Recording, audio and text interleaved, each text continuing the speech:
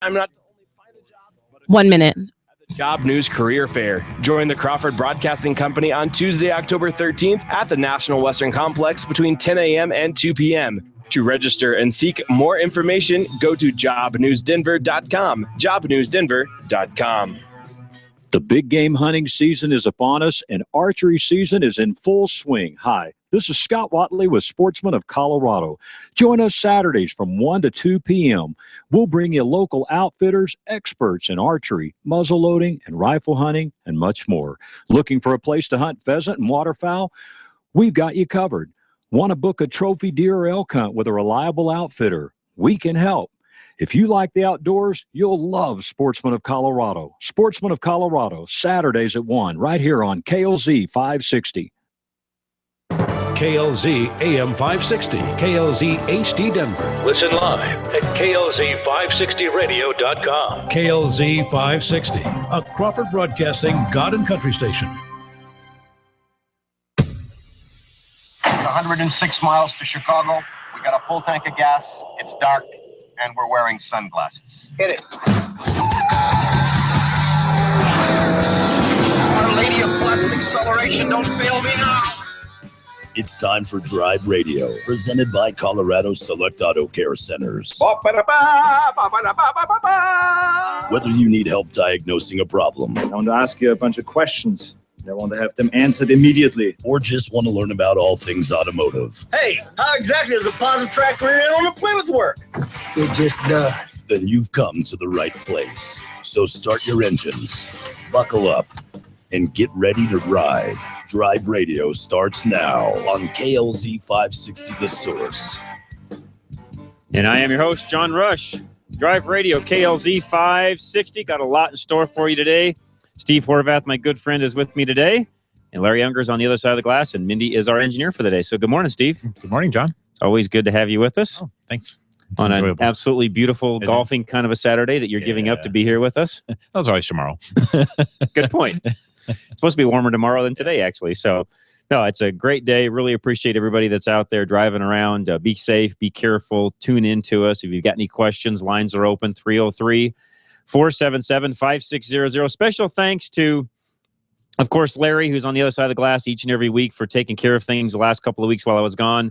Dennis, Ray, Dorsey, thanks all of you for filling in the last 2 weeks. Larry can probably talk here for a moment, stick that mic in his face there. How did, you know what? I didn't even listen to any of the podcasts or anything else, Larry. How did... I listened a little bit. How'd things go? It sounded great. Sounded great. There you go. I said, how did things go while I was gone? Oh, it went great. Guys did okay? You need to turn his mic up, Mindy. Yes. Go ahead. There we go. That's better. Yeah, it went fine. I mean, we had a lot of calls, averaged 31 calls both weeks. Awesome. That's very good. Poor Ray got a little frustrated the first week, but after that, he did great. His problem was, you know those little buttons you got there on your right-hand side? Uh-huh. He put his pad on them. Yeah. Oh, I see. Yeah. You can't do that. That turns things off. It does. Off So Ray's on. talking away and nobody's hearing him. Off and on. Yeah, that's all right. Well, I appreciate you guys filling in. It was really good to get away for a week or so. Actually, two weekends I was gone. I really enjoyed that. Thanks to all of you for listening in, calling in, supporting the show. I appreciate it very much. And again, in store for today, lines open, 303-477-5600. Car names. So here's the question of the day. What is your favorite all-time car name? Now, not car. In other words, you could actually really have a favorite car name, but maybe the car is a piece of junk, but you still like the name. Yugo. Is that your favorite, Steve? Yugo? No, I just you go, we go, we all go. Just kind of sings. Yugo. Yugo. Is there any Yugos left? Probably not. Are they even still in business, even overseas? Probably no. I don't think so. Not that I know of. We'll have to check into that. I don't think they are either. Every time I go to Michigan, they always tell me about a Yugo they sent across the Mackinac Bridge. Yeah. That blew off. A windstorm blew the car off. And so every time I go, no matter what one of my wife's relatives that I see, they always tell me the same story about the Yugo that blew off the bridge. They make it sound like there was 20 of them, but I think there was only just the one. It's like, I heard that one. I heard that every time. And different people all over. Oh, that's pretty good. All right, 303-477-5600 is our phone number. Tim in Denver is up first today. Tim, welcome. What's going on, sir? Hey, I just replaced a rack and pinion on a 04 Toyota Tundra. Okay. And still having some random stiffness issues. I thought maybe there were some air bubbles. It's been about 2 or 3 weeks. It just started getting kind of randomly stiff again. I didn't know if the rack I put in could be bad. It was a rebuilt rack, or maybe the power steering. But I kept thinking it was air bubbles. And so if I left it under a load, sometimes when it's just idling, I'll just slowly steer back and forth 20 times each way. Then it seems to be fine for about 2 or 3 days, and then I get some random stiffness. Did you flush the system and all that with fluid when you did that? Best I could, and what I saw. That's why I'm wondering is it better to maybe have it. I mean, I did crank the engine a couple times and put some fluid in a jar and put that hose in there in the return line. Okay. And it doesn't seem like there's any more.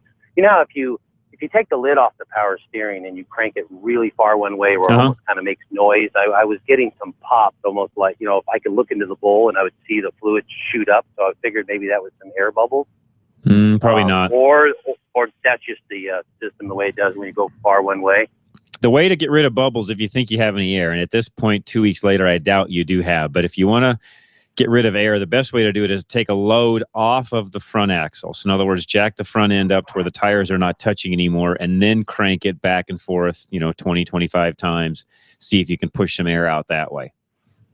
Yeah, that's the way I originally did it. And then I thought I needed it. And then I thought I needed it under a load. But at this point, would you think it's just that the rack is bad, or could it even be the power steering? Nope.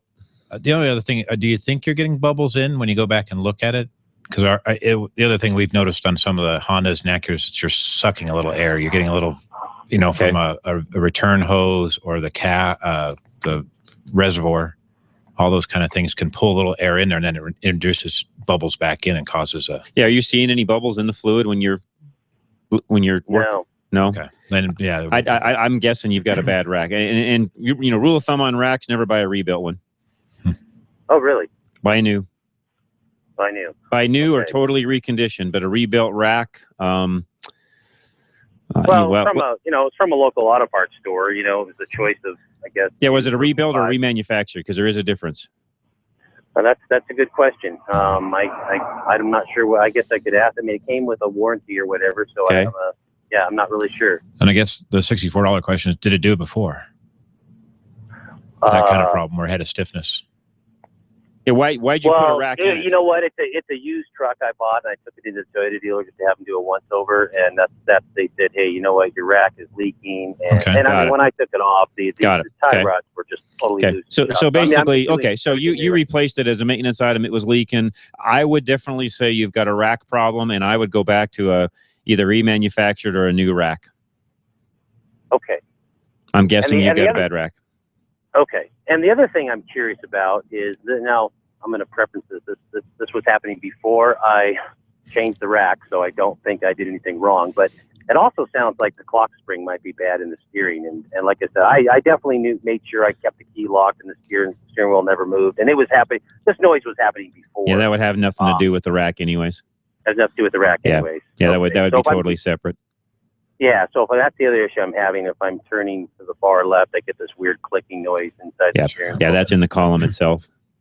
I'm thinking it would it be the clock spring, or would it be column? Or something in the column itself. Okay. There's bearings and such in there also. Okay. Also make sure your shaft's adjusted properly. You didn't push it up too far to bind things a little bit.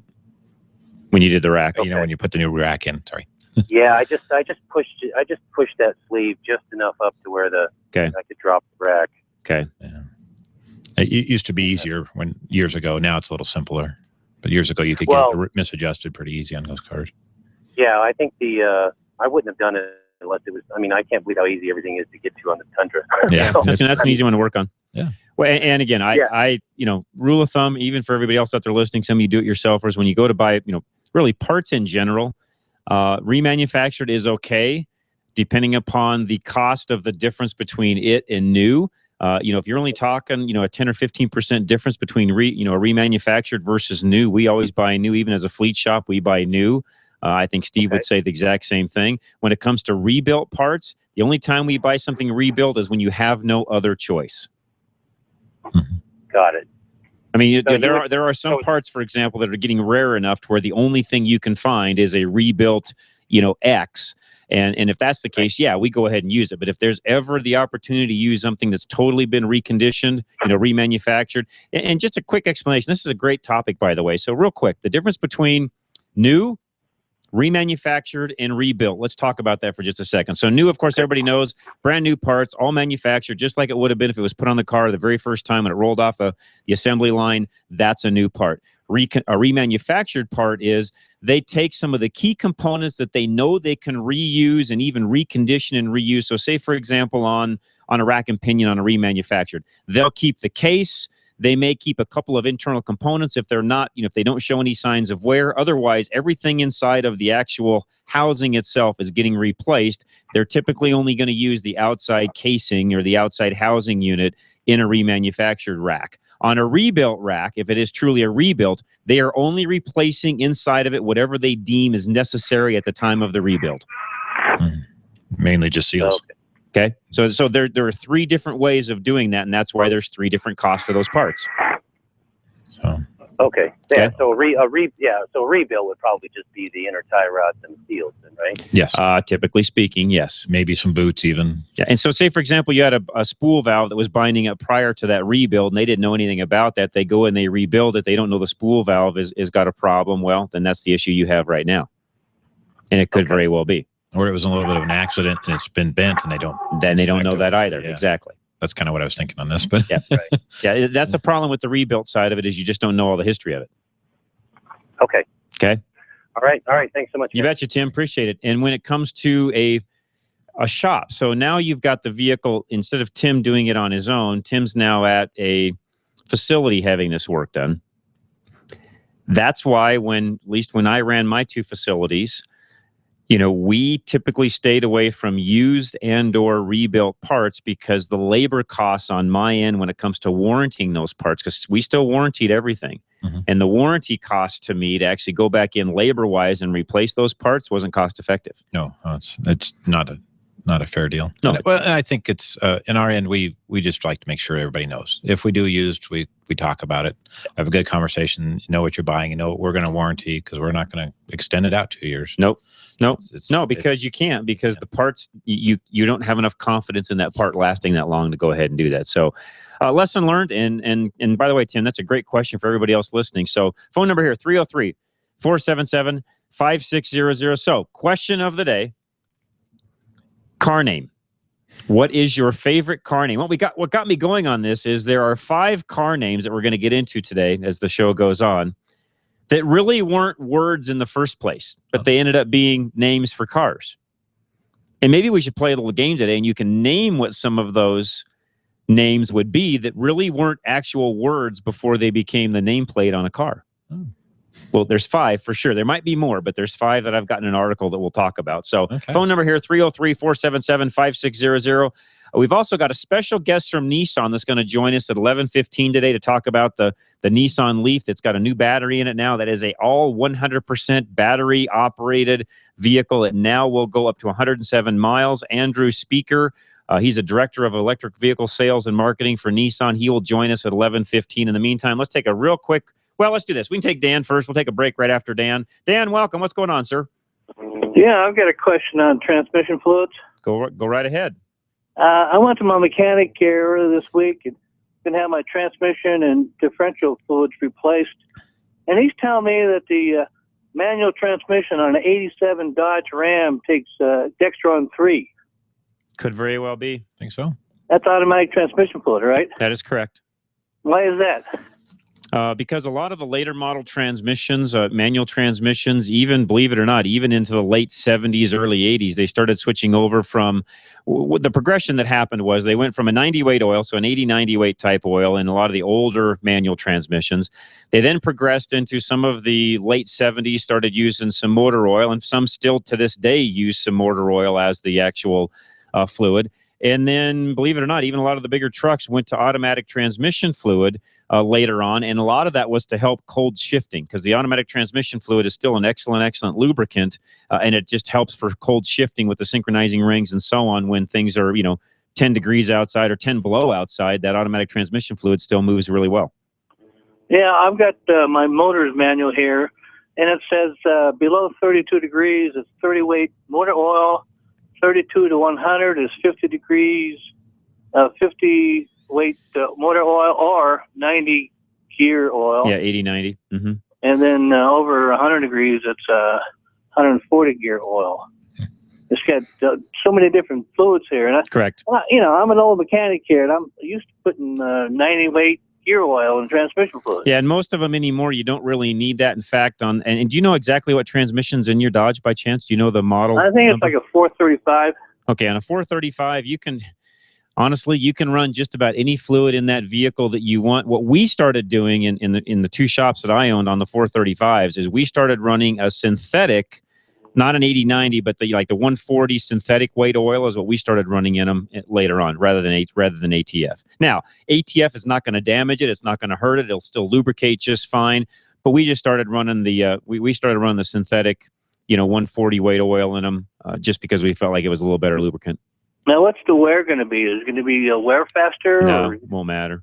It'll be the same maintenance schedule. Yeah, it wouldn't matter. The ATF will work fine. The only thing we found with the ATF is if you've got a transmission that's got a little bit of a leak or a seepage right now, believe it or not, the ATF will make it worse because it's a thinner fluid. Well, no, it's nice and solid, I believe. There's no leaks around. If you don't have any leaks, the ATF will work fine in it. So go ahead and put the Dextron 3 in there? You can. Yeah, it's not going to hurt a thing. ATF is an extremely, extremely great lubricant and works really well under high heat conditions. So that's part of the reason why a lot of the manual transmission guys started using ATF is because it just is a good lubricant. It's a great lubricant. Well, I do pull a trailer with it and everything, so would that help with that? You're not going to go wrong having ATF in it, especially a synthetic ATF. Yeah. Okay, well, it just goes against the grain, but yep. It's things changed from back when. I mean, even when I first started in the industry and started working on manual transmissions, everything was a an 80-90 weight type unit. And then as time went by, we started learning that, wait a minute, time out. We can actually run even some transmissions that had 80-90 in it earlier. We could run some ATF in this and probably get better performance out of it. Right. Well, I can still put the 90 gear in the differential, right? Oh, yeah. You would run regular gear oil in the differentials. You cannot run ATF in the differentials. It's not a thick enough fluid. Yeah. The only thing that we found on the ATF that may happen is you can sometimes get a little bit more of a transmission noise with the ATF than you'll get with the heavy oils. Well, I'm getting kind of a whining noise right now. That's probably why. I just had the clutch replaced on it, and the ATF will give you more noise out of the transmission. Okay. I think for the cost, though, I mean, what are we talking? 3 quarts? It's minimal. Yeah, to go to the 140. I mean, you're only talking another $20. I mean, extra. I mean, again, that was a transmission in our shops, and we did a lot of trucks and off-road vehicles and so on, and we ran the full synthetic, 140 weight oil in them. All right. Now, you don't have to, but that was what we did. Well, he recommended it, and the book says Dextron 3, and you're saying it's all right, so maybe I'll just go with the Dextron 3. You're not going to harm anything in doing that. Yeah, well, that was the thing here, because, it's 130,000 miles, 87 Dodge. Yeah. So. Okay, no, you won't hurt anything with that. All right. Okay, well, I guess that answers my question then. All right, appreciate it very much. Larry, what do you want to add to that real quick? You can talk. You can use either Dex 5 or 6 on that also. Dex 5 or 6. Okay, there we go. All right, let's do this. Lines are open. Give us a call. We'll get you right on air, 303-477-5600. Steve Horvath, John Rush. We'll be right back here on Drive Radio, KLZ 560. We've all been there. You're under the hood and suddenly realize you don't have the parts you need. Or even worse, you don't know what parts you need. Well, at Napa Auto Parts, we have ASE certified parts specialists that'll make sure you find that right part. One covered by a warranty good at any one of 6,000 Napa locations. Yeah, finding the right part might not be easy, but fortunately, finding the right part store is. Go to NapaOnline.com for the location nearest you. Napa, get the good stuff. Have you ever been ripped off by an auto shop? Chances are you have at least felt like you were, and as a technician myself, I get it. So how do you know who to trust? The answer is to always choose a Colorado Select Auto Care Center. Colorado Select is a hand-picked group of independent shops who all adhere to the highest standards of customer service. They use ASE-certified master technicians who all offer at least a 3-year, 36,000-mile warranty on repairs, far exceeding most dealerships. Find a shop nearest you at coloradoselect.com. In Parker, you need the only Colorado Select Auto Care Center in Douglas County. Extreme Auto Repair on South Dransfield. Right now, save 20% off any repair if you mention KLZ. Call 720-573-6445. At Arvada West Auto and Truck, we won't try to impress you with a waiting room with a big screen TV and lattes. What we will do is give you good service and expert repair. We pride ourselves in being interested in you and your vehicle. We stand behind our work with the power of Napa Auto Care and a 3-year or 36,000-mile warranty. And if needed, we do have a customer waiting area. Come see us at Arvada West Auto for all your repair needs. We are located at 11752 West 64th Avenue in West Arvada, or call 303-422-1065 for an appointment. Here are the 3 C's of high performance in less than 60 seconds. Your engine piston rings must have good compression, which makes good combustion, which saves cash at the pump. But you lose compression when piston rings clog with carbon. Today's engines use low tension rings, which clog much easier, which lowers compression, combustion, and the amount of cash in your pocket with higher fuel cost and expensive repairs. This problem can be fixed as fast as your next oil change. The best service shops use a BG product that cleans the engine and accomplishes the 3 C's in just 15 minutes. It has 3 letters, EPR, as in Engine Performance Restoration, that cleans piston rings and restores compression, which increases and saves you. Find a shop with BG products at bgfindashop.com. That's bgfindashop.com. So, at your next oil change, remember the 3 C's. You will find more of this in your engine and this in your pocket when you clean your engine with BG. Every car has a transmission, and every transmission needs servicing, but most drivers ignore their transmission. Don't fix what ain't broke, as they say. Larry's Automotive is the area's most respected transmission and driveline repair facility, and they'll tell you that most of the expensive repairs they do have been avoided with regular scheduling. They were told by a mechanic that their transmission fluid was getting dark, or maybe there was a slight hesitation between gears. Whatever the case, they are now faced with expensive repairs. Larry's technicians are ATRA and ASE certified, and their warranty covers you even if you're out of town. And while there's nobody better for transmission repair than Larry's Automotive, the truth is they would have preferred to do the preventive maintenance instead. Larry's Automotive. 10 seconds, guys. Driveline Pros on Bradburn Boulevard in Westminster. Call 303-427-2108. 303-427-2108.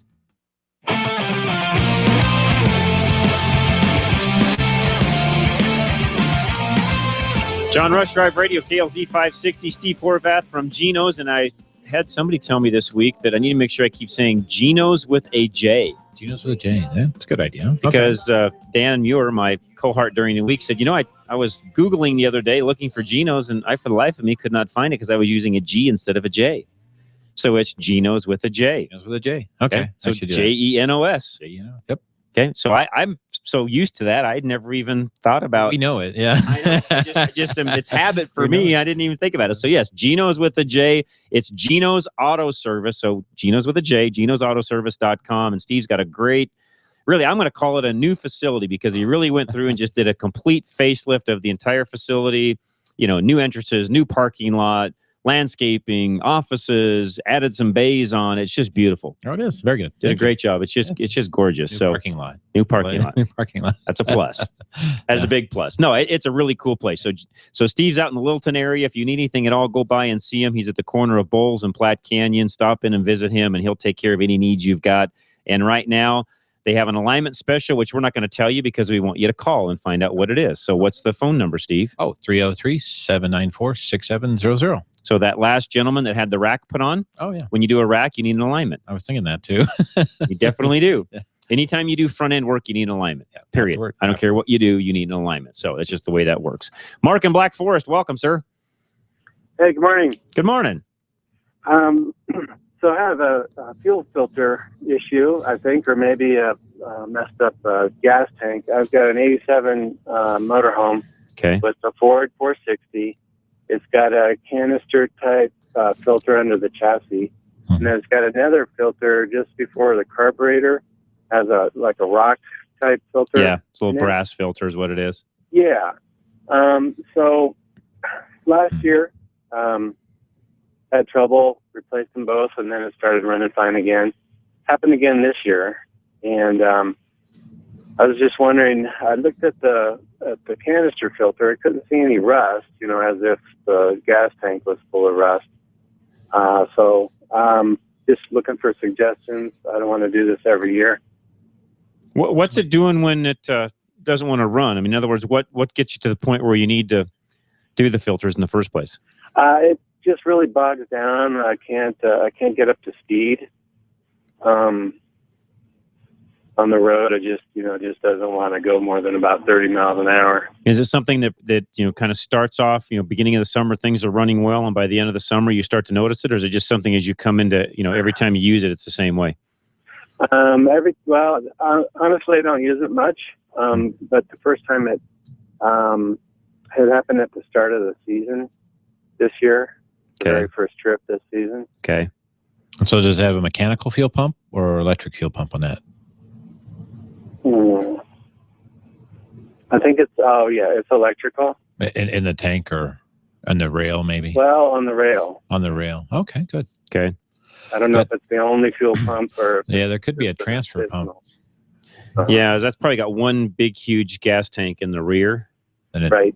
Does it have a pump in the tank, then pulls it to the other one? There's a possibility, too. Yeah, and it's getting old enough now. I don't remember. I'm sorry. 87, yeah. It's old enough. I don't remember.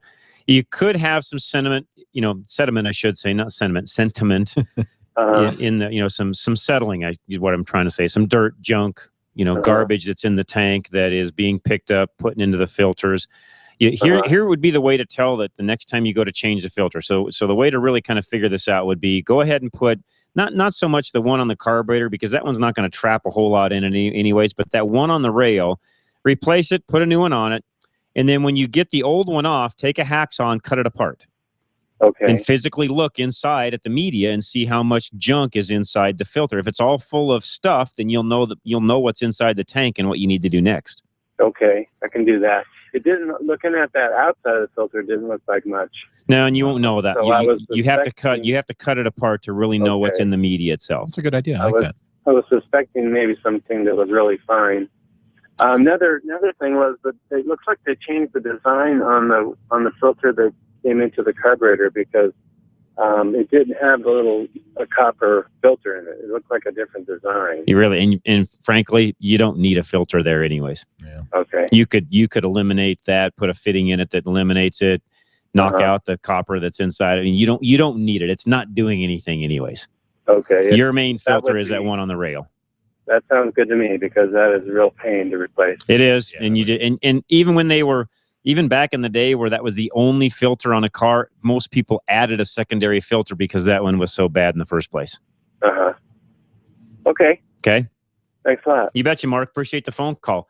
Yeah, those little they were more like a how do you describe that? It was just a I don't know how to describe it. It was like a porous rock almost, a porous porous brass piece that went inside that little area up there and try to grab things. Yeah, and it just grabbed the big chunks to make sure something didn't get stuck in the needle and seat. That was really about it. And most everything else, of course, the Holly's got such big ports. Most everything else probably just flowed through and got burned out anyways. But there wasn't a lot of filtration going on in those particular carburetors. But yeah, some of you that have issues that way, to where, especially you do-it-yourselfers, where you're trying to figure out, do I have a problem in the tank and so on. Keep this in mind. You can always cut the filter apart. Now keep in mind, it's going to have gas and all that in it, so be very careful. It's flammable. But you know what? You're cutting into typically a stainless steel or a plastic housing. The chance of a spark is nil. As long as you keep away from flame or anything like that, cut the thing apart. Look inside of it and see what's there. And, Steve and I, we've done that many, many times on different vehicles where you're trying to figure out what's inside to get the media out and get a nice white paper towel and kind of shake things out. And that's the other thing you can do even before you cut it out, is just shake the filter out over a white, couple of sheets of paper towel and see if any crud comes out. Solid stuff. That's right. Rusty stuff. Because you'll know then if you've got something wrong with the tank. And if that is the case on that one, Mark, how do I want to say this in a nice way? That's not going to be an inexpensive repair to have that big tank boiled out. Yeah. And does anybody do it anymore? That's the hard part too. That's You know what? That's a good question. I've got a guy that does some boiling out of some things for us as a fleet shop. But it's getting harder, and I have to typically run that stuff, a ways from where we're actually located. I mean, we're typically making a drive to do that, so there's not a lot of shops left doing it. The other thing I was thinking on Mark's car too is if he's got some hoses that are going to the tank, they're now 87. That's a good point. 20 years old. Are we sucking a little air? Gets a little crack in it. And Very possible. Kind of like that power steering on the other car. Could very well be. All right. So favorite cars of all time. Not cars, car names. Yep. So I'm going to give you one name of a car that actually was never a word to begin with. Some of you are going to be really, really surprised at this, and we're going to go through all 5. I'm not going to do these in any specific order, but the word Camaro was never a word before Chevrolet invented it. Okay? There's no word ever before Camaro that stood for anything. Camaro just was a word, evidently, that they came up with. So it says here, Camaro emerged from a GM marketing sheet containing more than 2,000 words that started with the letter C. And while some attempt was made to assert that it was an arcane French word for pal, it was in fact a made-up name. No matter 50 years and 6 generations of Camaro later, it has required the meaning of a really fast, bad-looking sport coupe. Cool. Yeah. So that's the meaning Camaro, or the name Camaro, did not exist before Chevrolet invented it. So we're looking for what your favorite name of a car is. Somebody asked me yesterday, what was mine? Good night. I don't know. I had to go back and kind of think about some of the cool names of somebody like Matador. Okay, was that, wasn't that an AMC? Yeah, Matador. AMC Matador. I like the Avante. It always sounded the cool. Avante. Yeah. Avante. sounded sexy to me. But the old Avante. Now we have names like SLX. SLX, yeah. Cadillac SRX. And drove a Mazda the other day, a CX-5 or a CX-3. It's like, there's nothing sexy about that. I mean, not nothing against the car. It was a great car, by the way. In fact, Mazda, real quick side note, Mazda right now, if you want a car that has a lot of bells and whistles for a really, really inexpensive price, go buy a Mazda. Really? Those things come loaded with lane departure, blind spot monitoring, lane keep assist, you name it, all on a car that's priced competitively with anything else in its class. All for, literally in some cases less than 30 grand. It's amazing what you get on the vehicle and the mileage and everything else they get. They've just got a great, they got some great cars they're building right now. So yeah, Mazda, CX, whatever. Yeah, there's just no. How about the, how about imagination. Like Toyota RAV4? What is a RAV? RAV, yeah. RAV4. And it's not a RAV1 or 2 or 3, it's a RAV4. Not 5 or 6, RAV4. It sounds better.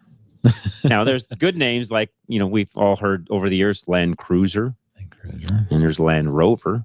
And they describe something. Yeah. You kind of, what you do. When you know Land Cruiser, you know what you're in. Yeah. Now, the other thing I want to know is, okay, what are the names like, Chevrolet has a tendency to steal names like Tahoe. That's a lake. Mm-hmm. It's also a car, but it's like Tahoe. Or Denali. Yeah, Denali's a mountain. Or now a park or whatever. Well, it used to be Mount McKinley. Now it's Mount Denali. Mount Denali, yeah. Yeah. We won't get in that anyway. Not going down that path. All right. Give us a call. 303-477-5600. Lines are open. We'll get you right on air. Tell us what your favorite car name is. We'll go through a few more of these of names that really weren't names. We may talk a little bit today also about the Volkswagen scandal as things continue to develop there. We'll see how that goes. I've got something I'd like to play maybe in the 11 o'clock hour. We'll just see how things go that way. One of my good friends, Dan, sent me a great little clip that we may play. We'll just see how that goes, what kind of time we have. But in the meantime, lines are open. We'd love to chat with you. Whatever you've got, 303-477-5600. Remember, it's nice and beautiful and sunny today. I was reading something yesterday that said we might actually have a storm by the last week of October. Okay, that's only 2 weeks away, right? 2.5? I got to look at the calendar. Hang on. How many weeks away are we from the last week of October? Yeah. Is this a 5 Saturday month or a, yeah. So this is a 5 Saturday month.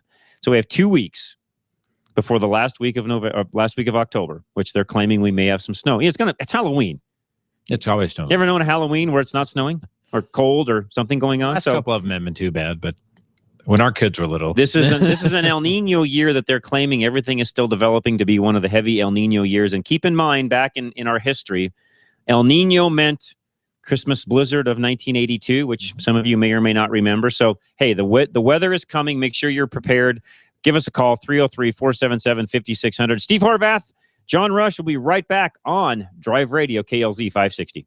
We breathe dirty air every day, and believe it or not, the air you breathe inside your vehicle can be even more polluted than the air outside. Thankfully, many of the vehicles sold today are equipped with a cabin air filter to help keep the air inside your car clean. If you are driving a car with a dirty or clogged cabin air filter, not only are you breathing dirty air, but it also puts a strain on your car's HVAC system, decreasing its performance and longevity. K&N, the inventor of washable automotive air filters, has applied its decades of high-flow, washable air filter design to cabin air filters for cars and trucks. These robust filters clean and freshen the air coming into your car's interior and are electrostatically charged to hold dust and dirt. They feature a pleated filter media that helps capture most mold, mildew, fungus, spores, bacteria, germs, pollen, and other allergens, while still allowing a high volume of airflow. They are strengthened by a custom design frame for a great fit and years of use. Best of all, K&N cabin air filters are washable and clean up easy with the K&N Refresher Cabin Air Filter Cleaning Kit. They typically only need cleaning every 12 to 15,000 miles or once a year, but you can wash them more often if you'd like, and K&N backs them up with a 10-year, 100,000-mile limited warranty. They come with easy-to-follow installation instructions so you can easily replace your old filter, usually in 5 to 10 minutes. Keep the air inside your car clean and fresh without continually burying and throwing away disposable filters. Find the K&N washable cabin air filter for your car or truck at knfilters.com. That's knfilters.com. Consider the ramifications of just one of your fleet vehicles breaking down. You get the phone calls, an angry customer due to a missed appointment, a schedule thrown into chaos, work not completed, a hit to your reputation, lost sales, maybe a lost customer, and a bad review. You get to deal with all of it. At Tilden, they know that your vehicles are your business. Without them, your reputation, your cash flow, your day, and maybe your sanity are all on the line. Tilden uses state-of-the-art software to monitor each vehicle in your fleet. They'll set up a schedule to avoid costly repairs by taking care of problems while there's still minor maintenance issues. Protect your profits, minimize downtime, and sleep better. Call Tilden today and join the many fleets, large and small, who know that the fleet is handled. That's fleet maintenance from Tilden. Call 303-797-7977. 303-797-7977. Tilden Total Car Care, helping as many people as they can, as fast as they can. Federal in Bellevue and Englewood, and 6th and Peoria in Aurora. I'm Isaac Bouchard from Bespoke Autos. As a sponsor, I'm so excited to help Drive Radio because John and his team, along with the Colorado Select Service Centers, strive so hard to bring the best possible experience to the challenging world of auto care. At my company, Bespoke Autos, we do the same when it comes to buying and leasing cars, trucks, and SUVs, whether new or used. Bespoke means custom tailored, and that's what we do. Custom tailor to your vehicle needs. Find out more at denverautobrokers.org. That's denverautobrokers.org. At Napa, we're always trying to make the great parts we sell even better. From the bacteria-killing surface on our cabin air filters to our revolutionary new Adaptive One brakes. And every Napa part is covered by a warranty good at any of our 6,000 Napa Auto Parts stores. Yeah, maybe you don't get this at your average auto parts store, but we've spent the last 80 years making sure we were anything but average. Go to NapaOnline.com for a location nearest you. Napa, get the good stuff. Let me tell you a little bit about Lone Tree Veterinarian Medical Center. Phone number is 303-708-8050. You can find them at LoneTreeVet.com. The owners, Nancy and Bill Moyle, Dr. Bill, I should say, they've been longtime listeners and supporters of Drive Radio. They appreciate so much all the information that we've given out over the years. And what they want to do is basically support Drive Radio to keep that going. So you know what? The best thing we can do is just give back to Lone Tree Veterinarian Medical Center. So go see them now. If you've got a pet, a cat, a dog, any type of pet they can take care of, the phone number is 303-708-8050. They're certified by the American Animal Hospital Association, and they recently earned their 3rd annual Gold Star rating with the Better Business Bureau. They're located at 8681 East Lincoln Avenue in Lone Tree. It's 10 seconds, guys. Lincoln Avenue. Go visit them today at LoneTreeVet.com. And when you call them, make sure you tell them that John Rush from Drive Radio sent you.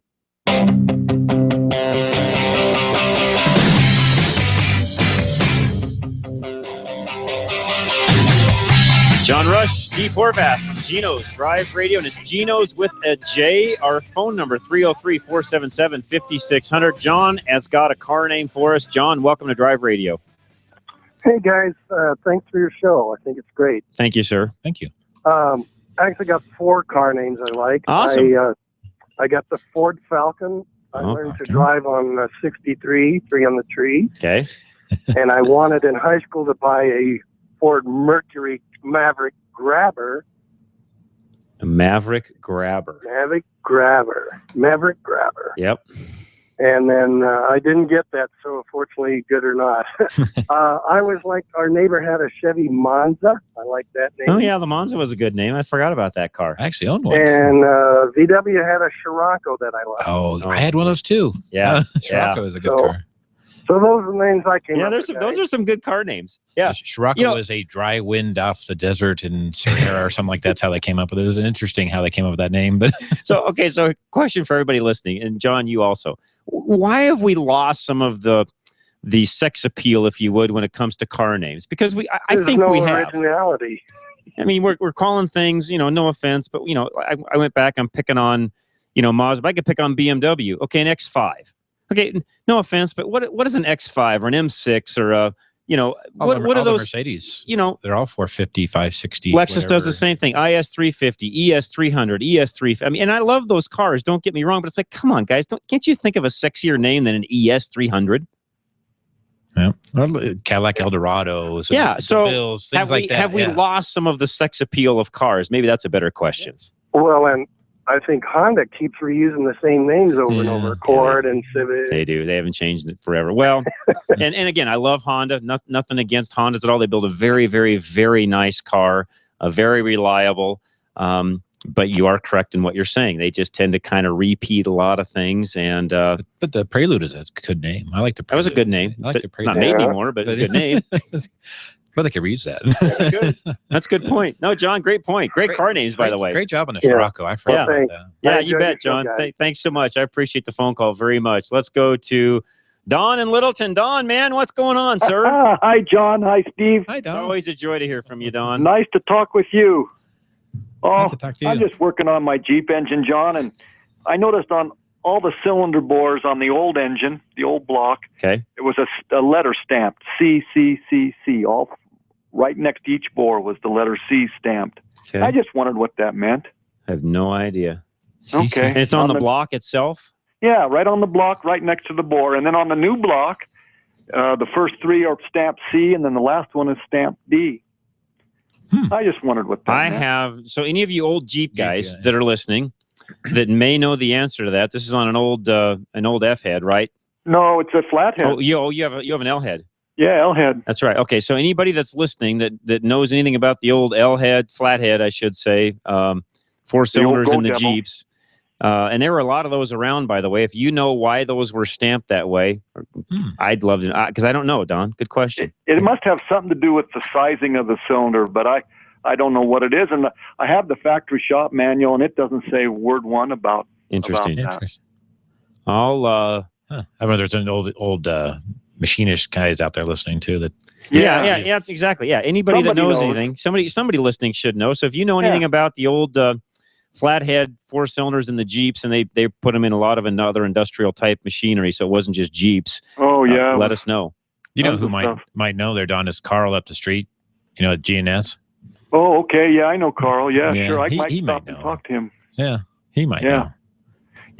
I'm hunting around for parts for this new block, and I want to get new valves and springs, and I can't find anybody American that makes them.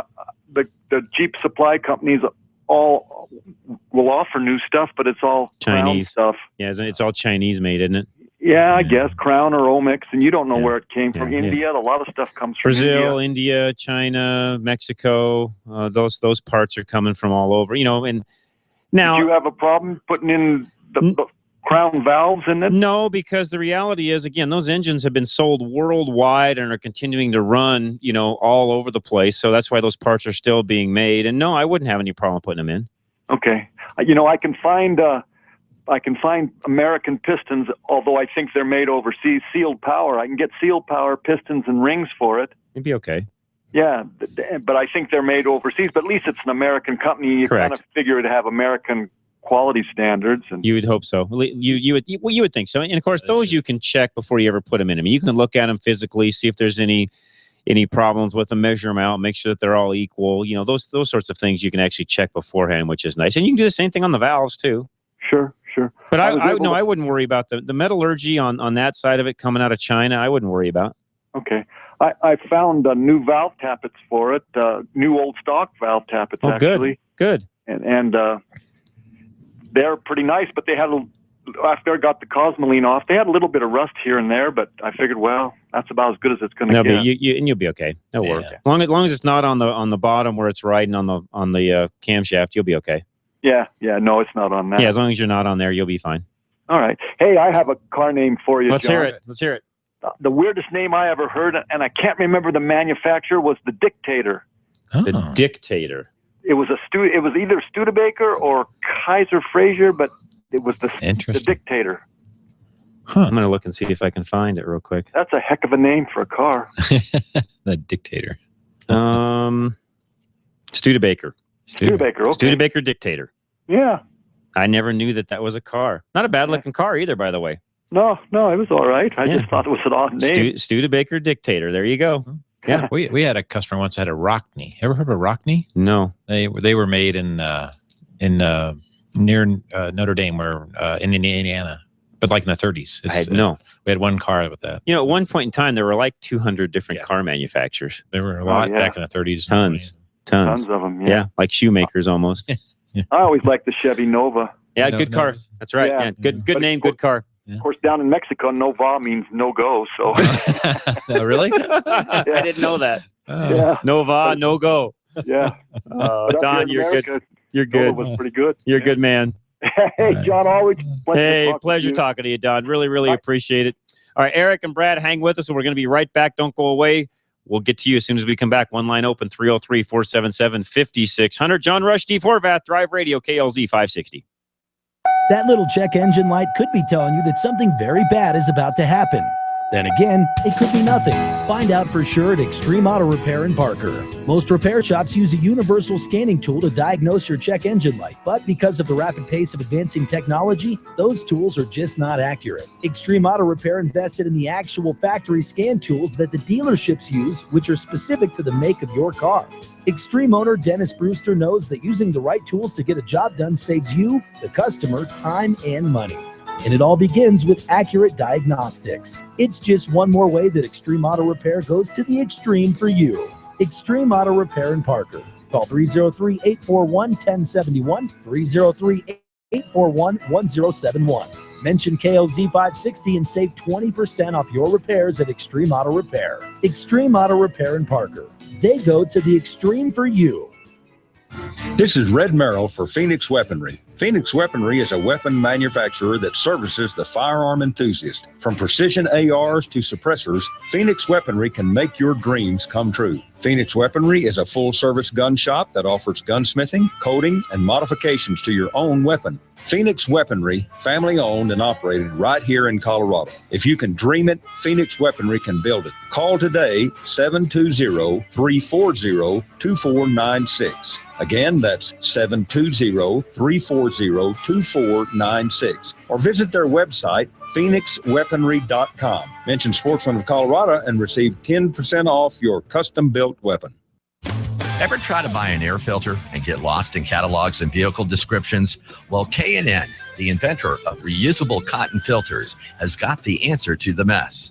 Just visit knfilters.com and enter your vehicle identification number off your dashboard or car registration, and K&N will show you the filter that fits your car. It's never been easier to buy a K&N, the filter that helps your car run better.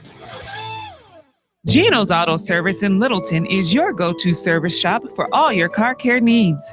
After 32 years in business, Geno's has recently expanded, and to celebrate is offering a $69.95 alignment special with the mention of this ad. By getting your vehicle aligned, you're ensuring proper wear and longer life for your tires. Geno's is AAA approved and offers courtesy vehicles while your car is being serviced. They are conveniently located at Bowles and Platte Canyon in Littleton. Visit them online at genosautoservice.com. At Napa Auto Parts, we've been the most trusted name in auto parts for over 80 years.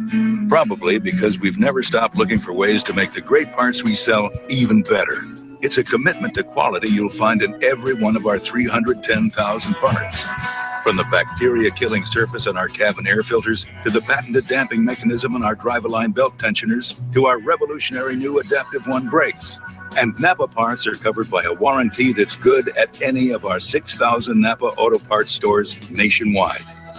Yeah, maybe you don't get this at your average auto parts store, but at Napa, we've spent the last 80 years making sure we were anything but average.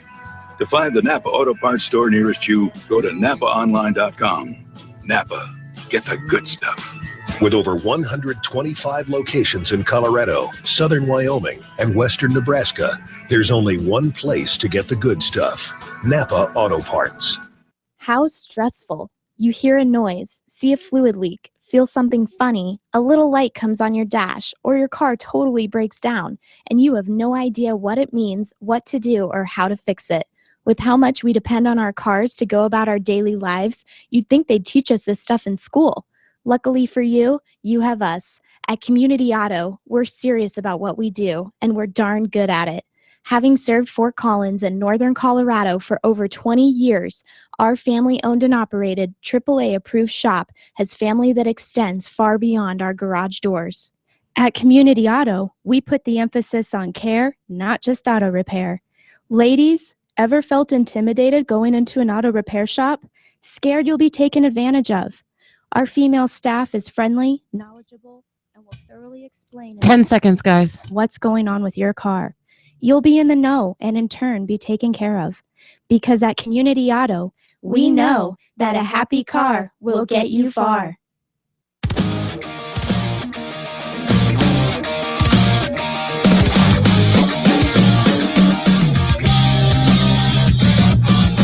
John Rush, Steve Horvath, Drive Radio, KLZ 560. We're looking at car names. We talked about that a little bit in the last segment. We'll carry that on through the rest of the show. You should go look at Ferrari and see what some car names are like for Ferrari. The Testarossa, the Berlinetta Boxer, and the new car that they have right now, which is well over 1.2 USD dollars, is the LaFerrari. The LaFerrari. 0 to 124 in under 7 seconds. Imagine how much G's you're pulling. It's a lot. I was thinking a lot of car. How you're sitting, how it's pushing you back so hard. And you know what? I guarantee you that car is not super comfortable either. No, probably not. It's just a race car. It looks good. 1.2 million bucks. Yeah. Wow. What would you do with a $1.2 million car? I'd never drive it. No, you'd be afraid. I'd just look at it. Yeah. It'd be like a piece of art. Yes, it would be. Come look at my car. Can we drive it? No, can't drive it. But you can sure look at it. Don't touch, just look. Sleep next to it at night. Exactly.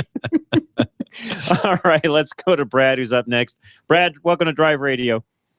Hi, John. How we doing, sir? Been listening to this program for a long time, back when Clint Cannon was involved. Well, thank you, Brad. Appreciate that. A question I've got is I've got 3 vehicles, and they've all got 3 years on their antifreeze, and I thought, well, maybe I ought to change it now. So I took my multimeter out, and I checked all 3, and they each gave negative readings on the multimeter, and no, I didn't have the leads connected wrong. Do you know anything about why that happens? So it's got a negative, like negative how much? Oh, from in the 20s to the 60s to over 100, varying from car to car. I've never done it that way, so sorry. I've always used. I don't know why. I'm trying to figure out why you would have negative readings. Yeah, I just put the meter. It's not a fancy meter, but it's got millivolts, and I put the meter on DC. And I stuck the positive lead into the antifreeze and grounded the negative lead, and that's what happens. Okay. And what kind of negative milliamps are you getting? It may not be that big of a deal. What's your negative? Well, I can't say for sure. I just saw the numbers in the 20s and maybe it isn't very many millivolts. Because it could be reading a bunch of, the numbers could be high as far as millivolts go, but as long as you're under, what do we say, 0.2, 0.3 volts. I think 0.3 volts is kind of the standard. As long as you're under a positive 0.3 volts, not millivolts, but an actual 0.3 volts, you're fine. Okay. So if you've got a little negative, I don't know why, but I wouldn't worry about it. Okay, I can go another year. I would go another year. I think you're in good shape. The 6 gallons I ordered on Amazon will have to sit. You just hang on to it. It's not going to go bad. Yeah, it's not going anywhere. That's exactly right. It doesn't go bad. Okay, thank you. All right, Brad. Appreciate the phone call very much. Eric is up next. Welcome, Eric. What's going on today, sir? Yeah, I got a 2012 Mustang, and I'm wondering if there's any problem with taking the sway bar link and fabricating it to connect to the lower control arm. Instead of the upper now? Yeah, it's underneath the spring on the strut.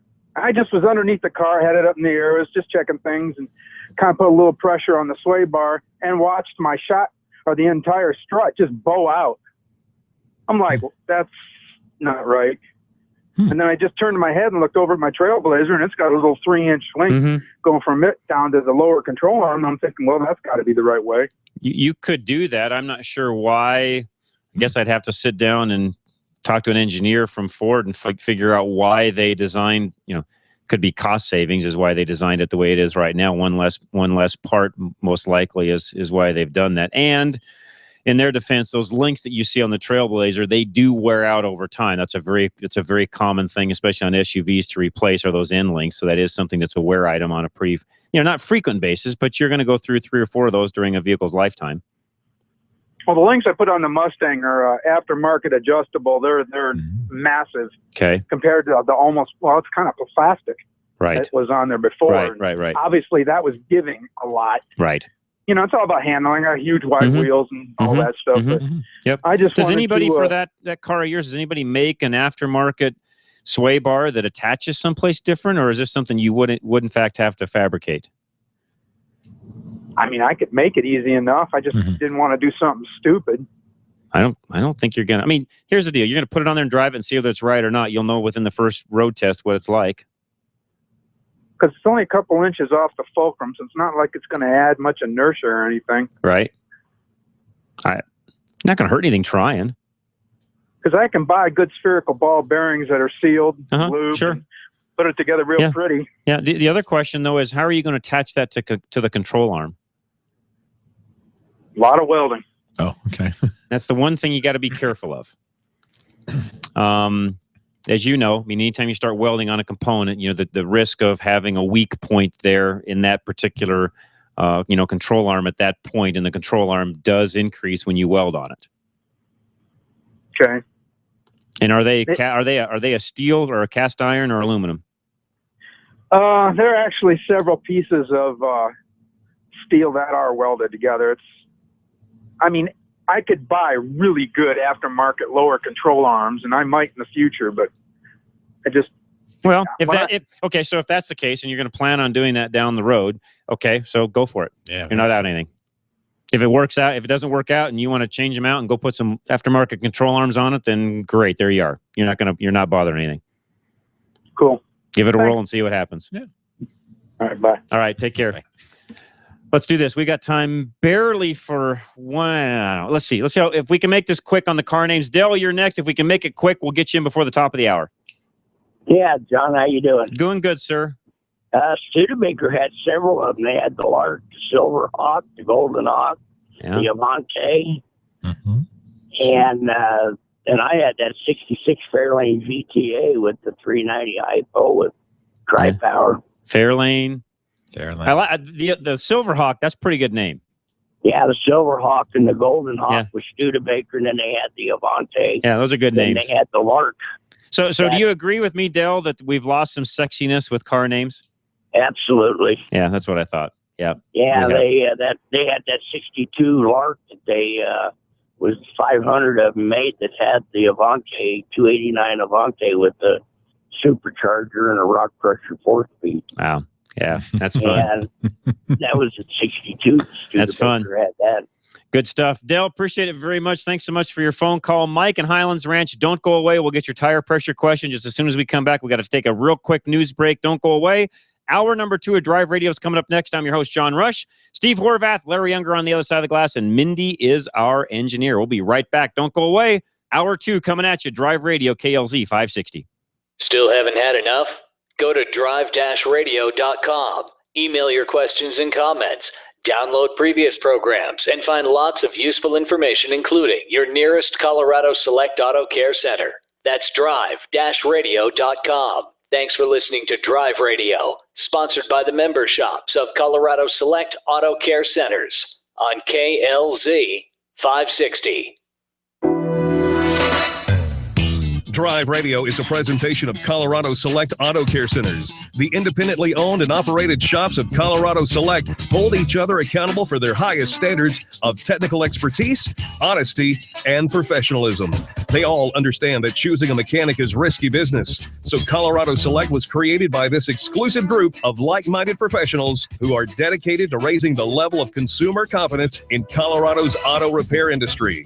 Schedule your next oil change at any of the Colorado Select Auto Care Centers heard on Drive Radio, and you'll immediately see the difference. For the complete list of all the member shops in the state, visit drive-radio.com. The big game hunting season is upon us, and archery season is in full swing. Hi, this is Scott Watley with Sportsman of Colorado. Join us Saturdays from 1 to 2 p.m.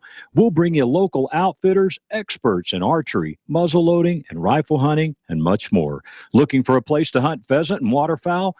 We've got you covered. Want to book a trophy deer or elk hunt with a reliable outfitter? We can help. If you like the outdoors, you'll love Sportsman of Colorado. Sportsman of Colorado, Saturdays at 1, right here on KLZ 560. John Rush on the next Rush to Reason. Insider trading isn't just for Wall Street fat cats. It's now a problem in the multi-billion-dollar industry of fantasy football. David Marcus, he'll be here to join us and talk about how they want to regulate fantasy football. That's the next Rush to Reason in the evening rush hour every weekday from 3 to 6 p.m. right here on KLZ 560. KLZ AM 560, KLZ HD Denver. Listen live at KLZ560radio.com. KLZ 560, a Crawford Broadcasting God and Country station. This is USA Headline News. I'm Melody Burkett. Another school shooting, this one in Texas. More from USA's Jason Wirt. One student is dead, another wounded after a shooting at Texas Southern University in Houston. According to Houston police, the shooting took place in a student housing complex, University Courtyard Apartments. Police said it was the second shooting in the area this morning, although they could not confirm the incidents were connected. Texas Southern spokeswoman Eva Pickens told reporters the shooter is still at large. Part of one of the witnesses is like somebody walked out, shot, ran. And so they're trying to figure out where did the assailant go. And so the University Courtyard is still being searched by police. I'm Jason Wirt. Classes are still in session at Northern Arizona University today after a deadly shooting on the Flagstaff campus. One student is dead and 3 others are wounded after a confrontation between 2 student groups outside a college dorm this morning. Police have the gunman in custody. For the USA Headline News, I'm Melody Burkett. Did you know the government is scheming to seize your retirement and bank accounts? Hi. David Fisher, CEO of Landmark Capital Gold Group. Get the facts in a white paper called How to Protect Your Retirement and Bank Accounts from Government Seizure. Transfer your 401k or IRA into physical gold and silver and take possession with no tax liability. Call Landmark Capital at 844-715-7311. That's 844-715-7311 or landmarkgold.com. Individuals and businesses with tax problems, listen carefully. If you owe over $10,000 in back taxes or have unfiled tax returns, U.S. Tax Shield can help you take back control. The IRS can seize your bank accounts, garnish your paycheck, close your business, and file criminal charges. Our team of tax attorneys can stop collections and get you protected. U.S. Tax Shield offers a price protection guaranteed quote to get you protected today. U.S. Tax Shield is A+ rated with the BBB, so call 800-479-2697. U.S. Tax Shield, 800-479-2697. KLZ Denver. John Rush during the afternoon rush, weekdays from 3 to 6 on KLZ 560. being an expert on general automotive knowledge, what would the correct ignition timing be on a 1955 Bel Air Chevrolet with a 327 cubic inch engine and a 4-barrel carburetor? It is a trick question. What's this? Because Chevy didn't make a 327 in 55. The 327 didn't come out till 62. And it wasn't offered in the Bel Air with a 4-barrel carb till 64. However, in 1964, the correct ignition timing will be 4 degrees before top dead center. Get ready for another hour of Drive Radio, brought to you by Colorado Select Auto Care Centers. Got a question for the experts? Then give them a call, 303-477-5600.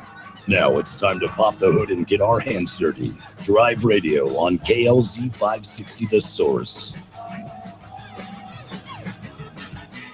John Rush, your host. Drive Radio, KLZ 560. Steve Horvath with me from Geno's Auto Service. Geno's with a J, which I need to keep saying because I forget every now and then. But I'm gonna change some of my RO, my tickets and stuff. I can put a watermark in there with a J. Bad idea. Geno's with a J.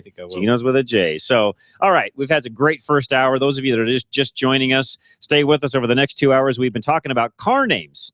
And what is your all-time favorite car names? We've lost some of the sexiness, if you would, quote unquote, of car names this day and age. So we're looking for great car names of the past. And on top of that, I've got some names that I'll give you here throughout these next 2 hours that were never really words to begin with until a car company came up with them. So we'll go through the rest of these next 2 hours. If you're listening to us on a Sunday afternoon, which I know a lot of you do, we appreciate that very much. You just can't call in. So there's nobody here manning the phones on a Sunday afternoon. You sure can send us an email, though. Feel free to do that. Just go to john@drive-radio.com. Send us an email. I'll get it answered as quickly as I can, which you can also do during the show. We answer those a lot during the show. So if you want to send us a message right now, ask a question, off air, I guess, if you would. You're busy. You're out running around. You don't have time to wait on the phone. Feel free. Give us a shout out. It's john@drive-radio.com. Or the easiest way to do it is call us right now, 303-477-5600. Lines are open. I should say 2 lines are open. Give us a call. We'll get you right on air. Mike in Highlands Ranch is up next. What's going on, Mike? Hi, fellas. My sister called from Cheyenne and she was told on her Toyota Avalon that you add more air to the tires in the winter because it's cold and you put less in them in the summer. I don't agree with that. I think they should. And so I wanted your opinion. Well, you will naturally lose air when it's colder outside. So if you want to keep, for example, I'm driving a Jeep Cherokee this week. Steve was looking at it out in the parking lot this morning. So I hopped in that car this morning, and with our colder temperatures, I'm going to have to go home and add air. Typically, I don't have to mess with that, but each tire is down to around 27 PSI in the mornings, where it needs about 32 to keep the light off. I understand. However, it seems to me that it becomes somewhat of a pretty serious effort when it's 20 below this and 3 days later it's 0 and 2 days later it's 30 degrees above. And so you can spend your whole life deflating and adding. I was thinking that an average, as what the manufacturer says, will give you the best results unless you want to add air or subtract air constantly. No, what you're typically going to find yourself doing, and to your point, is getting a good average for the summer and a good average for the winter. So, you're gonna want to decrease a little bit of air pressure as you head into summer because our temps are going to increase. As you get back into winter, make that adjustment this time of a year where you're going to add 2 or 3 pounds to it, leave it. I wouldn't worry about it the rest of winter. Of course, keep an eye on what it's doing. You don't want to, you don't have a leak or any problems like that. But no, if it's 10 below out one morning, I wouldn't add air just because it's 10 below, because to your point, in Colorado, 2 days later, it's going to warm back up. Yes. Thank you. One other question. Any Napa ASA in Cheyenne? Who do we have up in Cheyenne? Napa Auto Care. There is one that I have not contacted. Hang on. I've got it in my notes here, Mike. Let me get it out real quick. Alan sent me this the other day. Alan Stefan. Branch Auto and Diesel. Okay. Super. Okay. Thanks, fellas, and have a great day. You're very welcome, Mike. Thank you so much for calling. I appreciate it. You betcha. All right, let's do this. Let's take, we've got 2 calls coming in. A special guest is joining us from Nissan. We're going to talk to him in just one moment. 303-477-5600. I think Andrew is on with us right now, so let me bring him up. Andrew, speaker, welcome. What's going on today, sir? Hey, John, thanks for having me on. Well, it's always a joy to have you. You're the Director of Electric Vehicle Sales and Marketing for Nissan. Tell us about the new Leaf. I shouldn't say new. It's been out since 2010, but what's going on with it now? Yeah, well, the big news for us with the 2016 Nissan Leaf is it's the world's first affordable electric car to get more than 100 miles of range on a single charge. Okay. We've got a new 30-kilowatt battery that delivers an EPA-rated best-in-class 107 miles of range, which is a 27% increase over the present 24-kilowatt battery that gives 84 miles of range. So for customers who are looking for a little more out of the electric vehicle in terms of range, this new offering from us definitely satisfies that, and pushing over 100 miles is very exciting for us, and we think it's very big news. Well, they're definitely getting to be, more popular. I've got two of them that are actually in, my neighborhood. Of course, I live in Boulder, so it's more of a how do I want to say this? Environmentally conscious community, I guess you could say. So I've got two of them in our neighborhood, and I see people tooling around with them, and and so on. One of the things that, and this as well as I do, Andrew, one of the things that a lot of people, really are still struggling with, and we have a name for this in the industry. It's called range anxiety, correct?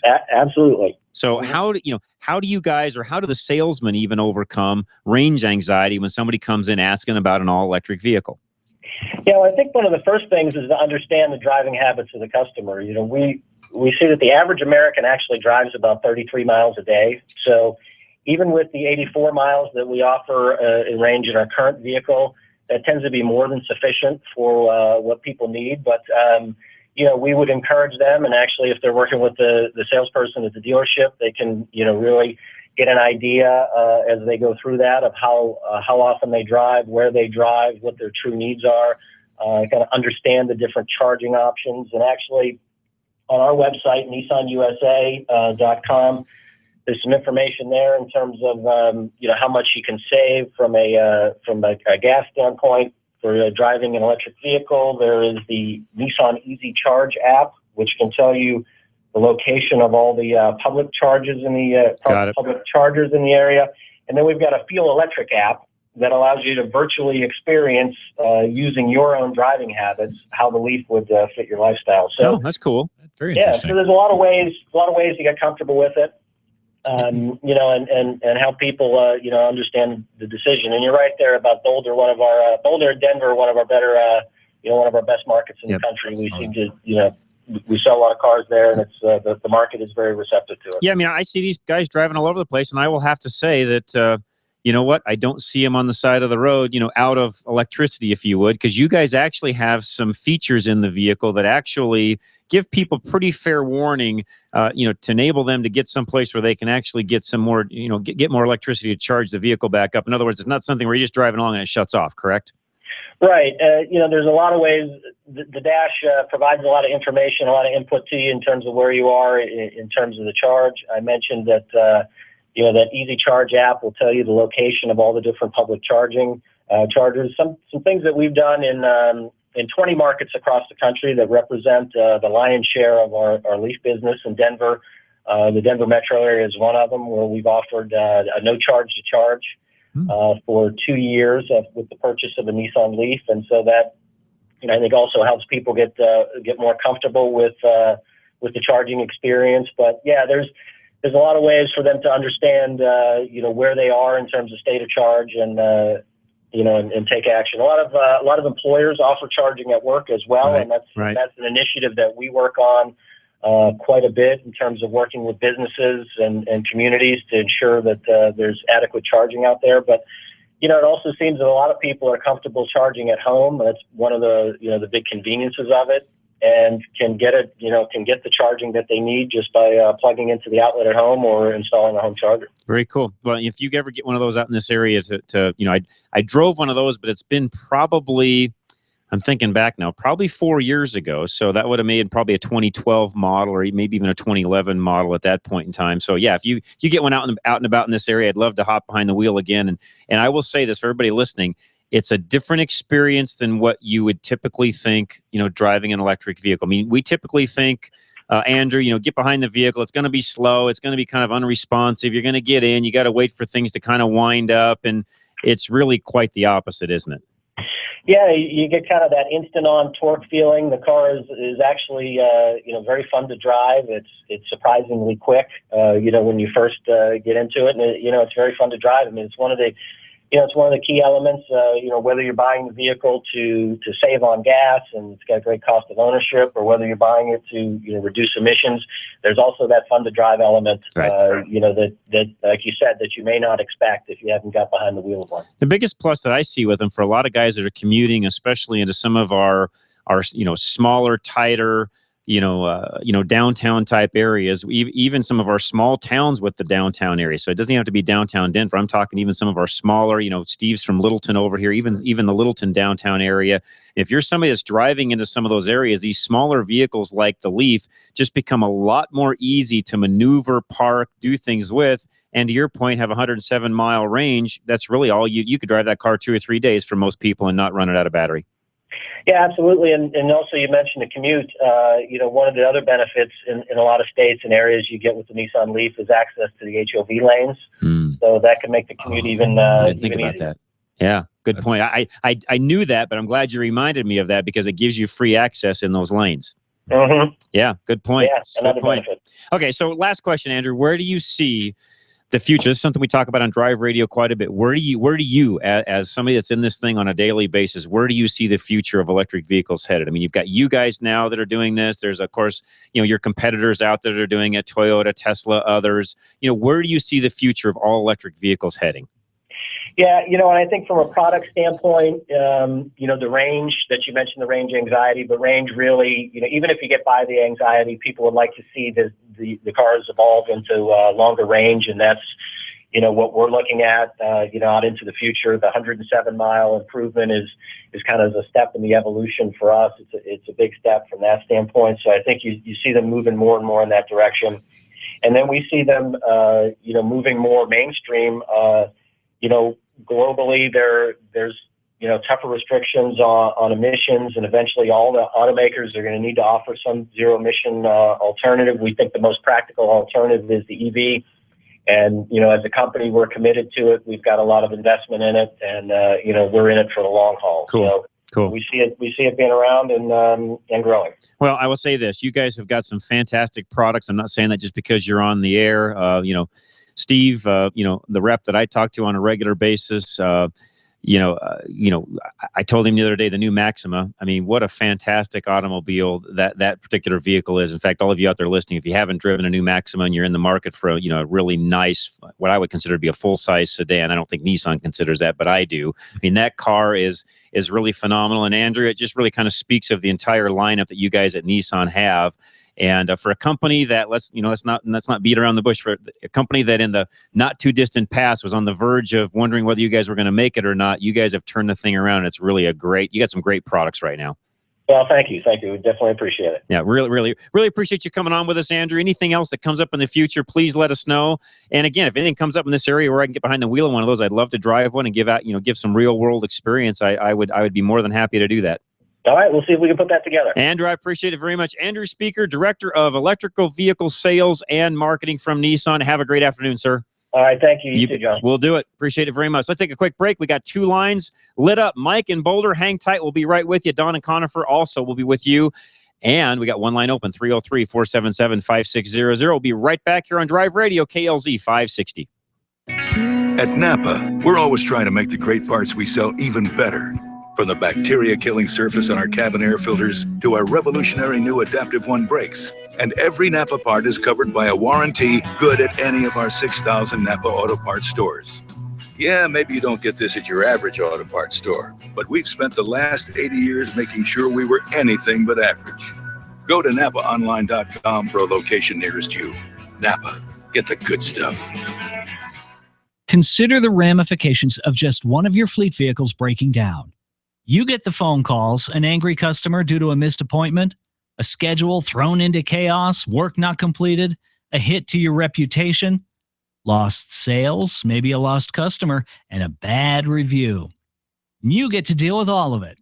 At Tilden, they know that your vehicles are your business. Without them, your reputation, your cash flow, your day, and maybe your sanity are all on the line. Tilden uses state-of-the-art software to monitor each vehicle in your fleet. They'll set up a schedule to avoid costly repairs by taking care of problems while there's still minor maintenance issues. Protect your profits, minimize downtime, and sleep better. Call Tilden today and join the many fleets, large and small, who know that the fleet is handled. That's Fleet Maintenance from Tilden. Call 303-797-7977. 303-797-7977. Tilden Total Car Care, helping as many people as they can as fast as they can. Federal in Bellevue and Englewood, and 6th and Peoria in Aurora. Today's cars and trucks are very complicated and can be expensive to repair. At Arvada West Auto and Truck, we can help you to understand the complex nature of repairs. We specialize in computer repairs. Maybe you have tried another shop and you still have the same problem. Let our highly experienced technicians at Arvada West Auto help you. Call 303-422-1065 or stop by and see us at Arvada West Auto and Truck, 11752 West 64th Avenue in West Arvada, or visit us on the web at arvadawestautoandtruck.com. 303-422-1065.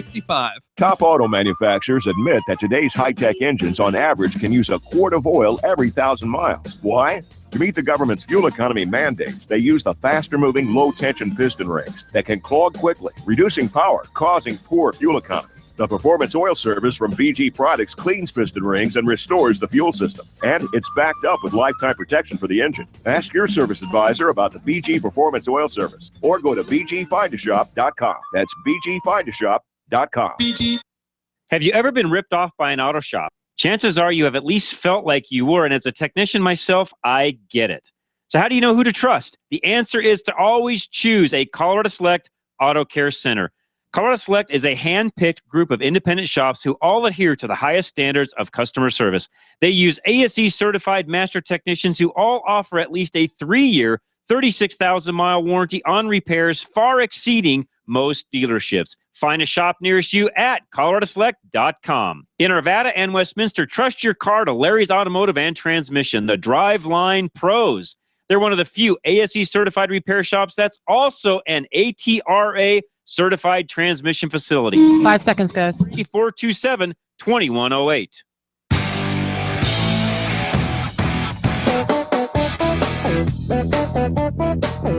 All right, John Rush, Steve Horvath, Drive Radio, KLZ 560. Talk to our good friends from Nissan. Mark Speaker.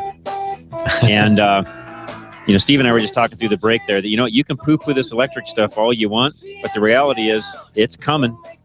It's not going anywhere. It's going to, it's here to stay. And as you just heard Mark talk about, it's going to continue to get bigger and bigger as time goes by. And you're going to see other companies jumping into that market. Why? Because the new CAFE ratings and stuff that are being pushed out of Washington, they're not going to have any choice. Mm-hmm.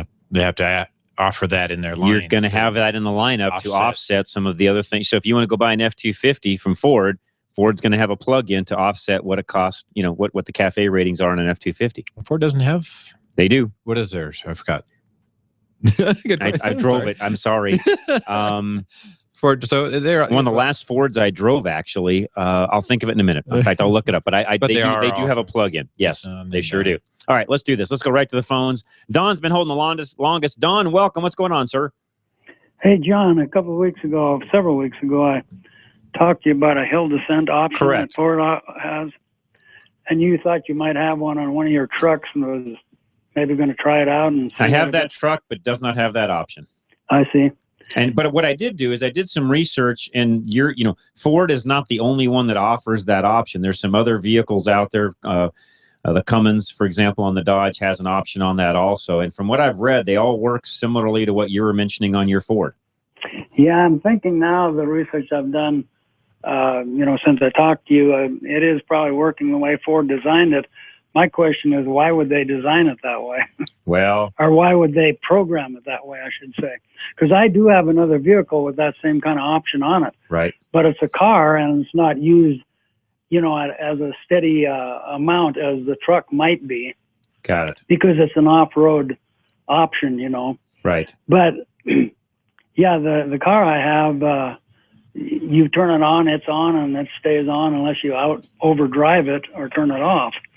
And the Ford, it decides when it wants to work and when it doesn't. And basically what it is that when it gets on on a lesser hill decline, then it shuts itself off. And it's kind of irritating because the truck just obviously speeds up. And not that it's a real safety thing, but it is, it's irritating. Right. And so as far as you know, there's no way to program that any other way? Nope, not that I know of. Not the research I've done. Now, the only thing that I can see is why they programmed it that way. Because as I'm understanding, you probably understand way better than me, it's working with the ABS. Right. And I'm thinking maybe what happens if it's on too long, that it can overheat. That'd be a good, I think that's a good analogy, yes. And so that if you're in off-road use and you're, traveling for an hour or more or whatever, you got a lot of trails. Right. It's probably, that's why it's programmed that way to save itself, so to speak. Yep. I think you're right.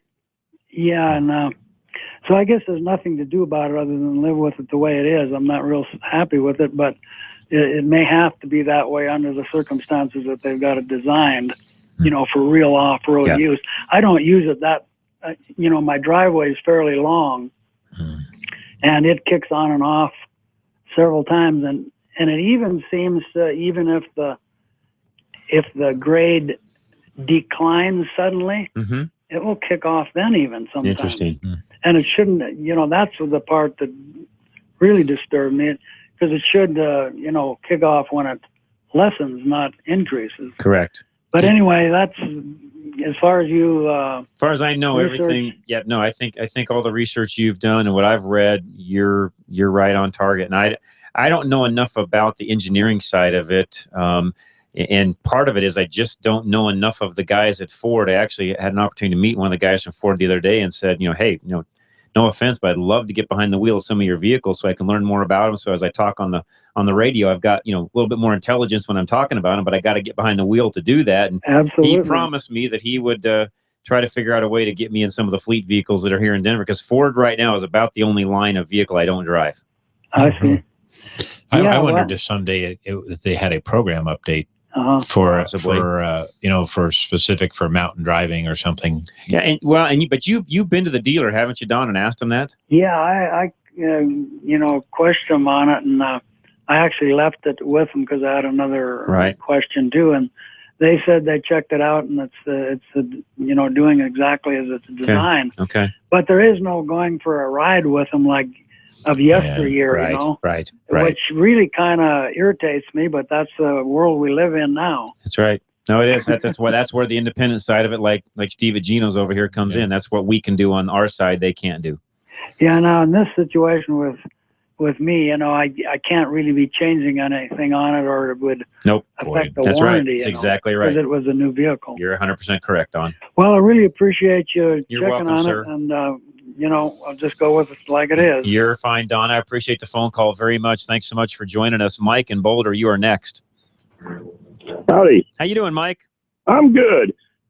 Preston Tucker made a car called the Tucker Torpedo. Yes, he did. Yeah, I worked with his son Noble Tucker years ago. Wow, and awesome. he had some pretty revolutionary ideas on that car, safety feature wise. Yes, he did. Yeah, seat belts. Yep. Back then, and pop out windshield, and they had that center headlight That's right. It turned where the That's right. front wheels did. Which a lot of the cars today, in fact, I just drove a Mazda Miata, and you think Mazda Miata, MX-5 Mazda Miata, and you think little dinky car like that, the headlights actually turn as the steering wheel turns, just like that Tucker did, even on that Mazda Miata. You see where you're going. Yep. My wife has on her Buick Enclave, and we love it. I love it. I mean, the cars that have it that I get to drive, I love it. It's a great option. It is a good option. Yeah. I didn't realize that. That's pretty cool. Yeah, they work pretty. So a lot of the newer vehicles, what you're starting to see is because of European markets and safety measures that are outside of even the U.S., what they're doing now is they're making these headlamps smaller and smaller using LEDs and then making them actually turn following the road like what a motorcycle or the Tucker would have done.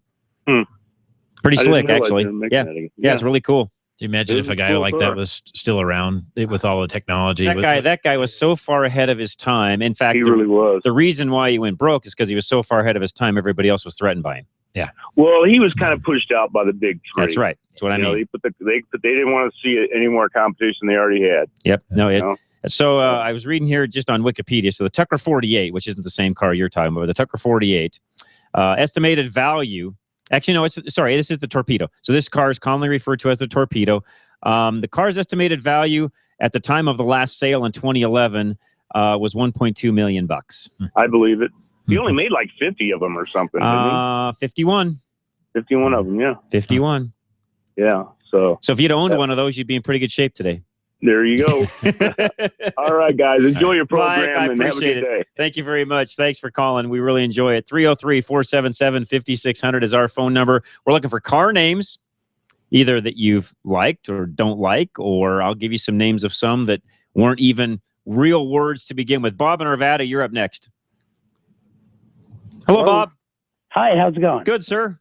Okay, got a question. I got a 2000 F350 Super Duty with the diesel 7.3. And last night I'm hauling horses home, and it started with going up a hill. It wasn't shifting right. Okay. And then that kind of cleared, and then a couple miles later it just started knocking gently, and then just died and coasted to a stop. Okay. And I tried to restart it this morning. I got it towed to the house, and it started, but it was like, that diesel knock, and it died pretty quick. It's not done enough fuel is what it sounds to me like. Okay, I've got it had 6 DTCs stored, and the first one was a fuel pump secondary circuit low. Okay. And then it had an injector control pressure not at expected level. Yep. And then a cam position sensor thing there, and then another injection control pressure above or below Yep.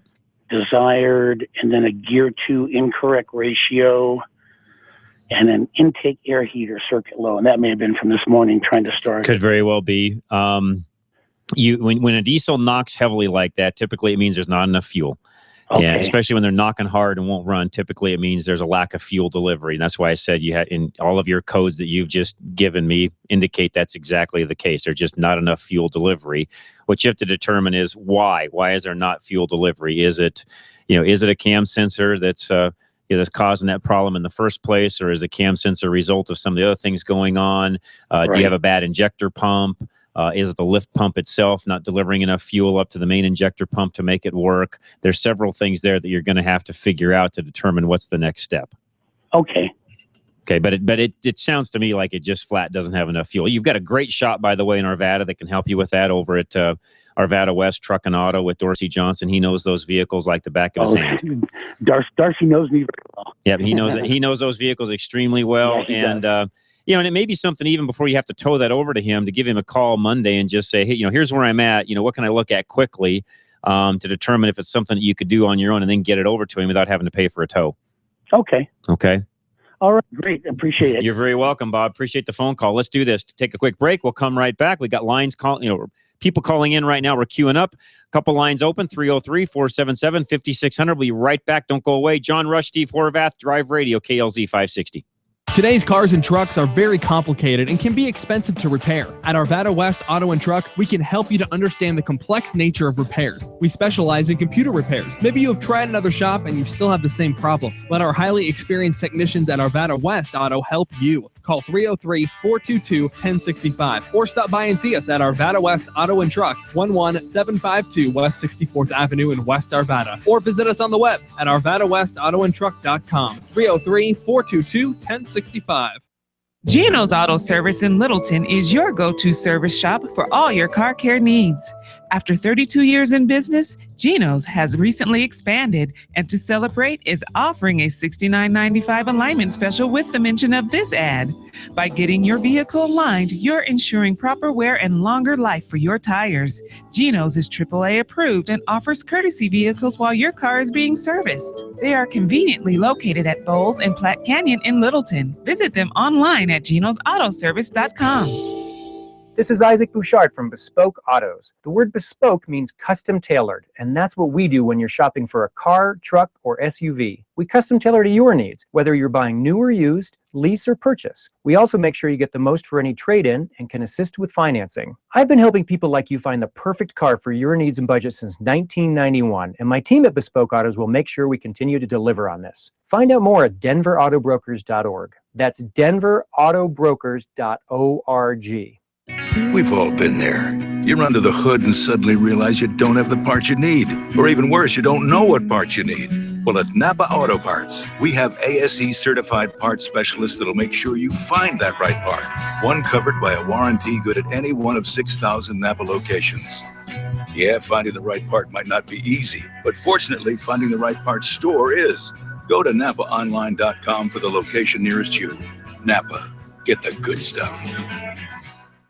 Every car has a transmission, and every transmission needs servicing, but most drivers ignore their transmission. Don't fix what ain't broke, as they say. Larry's Automotive is the area's most respected transmission and driveline repair facility, and they'll tell you that most of the expensive repairs they do could easily have been avoided with regular scheduled maintenance. Maybe they were told by a mechanic that their transmission fluid was getting dark, or maybe there was a slight hesitation between gears. Whatever the case, they are now faced with expensive repairs. Larry's technicians are ATRA and ASC certified, and their warranty covers you even if you're out of town. And while there's nobody better for transmission repair than Larry's Automotive, the truth is they would have preferred to do the preventive maintenance instead. Larry's Automotive and Transmission Repair, the Driveline Pros on Bradburn Boulevard in Westminster. Call 303-427-2108. 303-427-2108. John Rush here. I want to talk to you about a story I read this past week. A Labrador Retriever had to go in for surgery, and it was found that he had 62 hairbands, 8 pairs of underwear, and a Band-Aid inside of his stomach, which means the dog ate just about anything. So if that were your dog, where would you take him to get that problem solved? Well, I've got just the place. Lone Tree Veterinarian Medical Center. The phone number is 303-708-8050. Go to LoneTreeVet.com. They have got the most fantastic facility you will ever see. Everything in one site, from dog grooming to training to their full lab to the surgery center to you name it. They can take care of it. Cats, dogs, other pets. It doesn't make any difference. If you've got a pet, you need Lone Tree Veterinarian Medical Center. Again, the phone number 303-708-8050. Dr. Bill and Nancy Moyle, they have owned it for a really, really long time. Ages they've owned it. They're longtime listeners of Drive Radio, and you know what? They appreciate the information that Drive Radio gives out. So the best way to support them is give them a call. 10 seconds. Have them be your doctor for your pet. It's LoneTreeVet.com. Make sure you tell them that John Rush from Drive Radio sent you.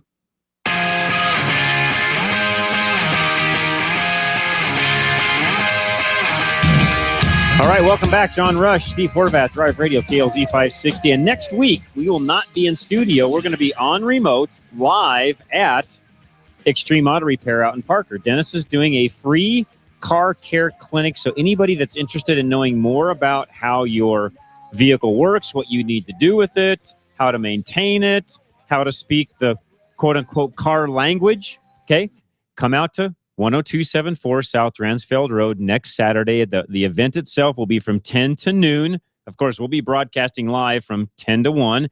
Dan Muir, my cohort during the week, is actually going to join me out there. We're going to have a great time. It'll be fun. Dennis and the gang will be there.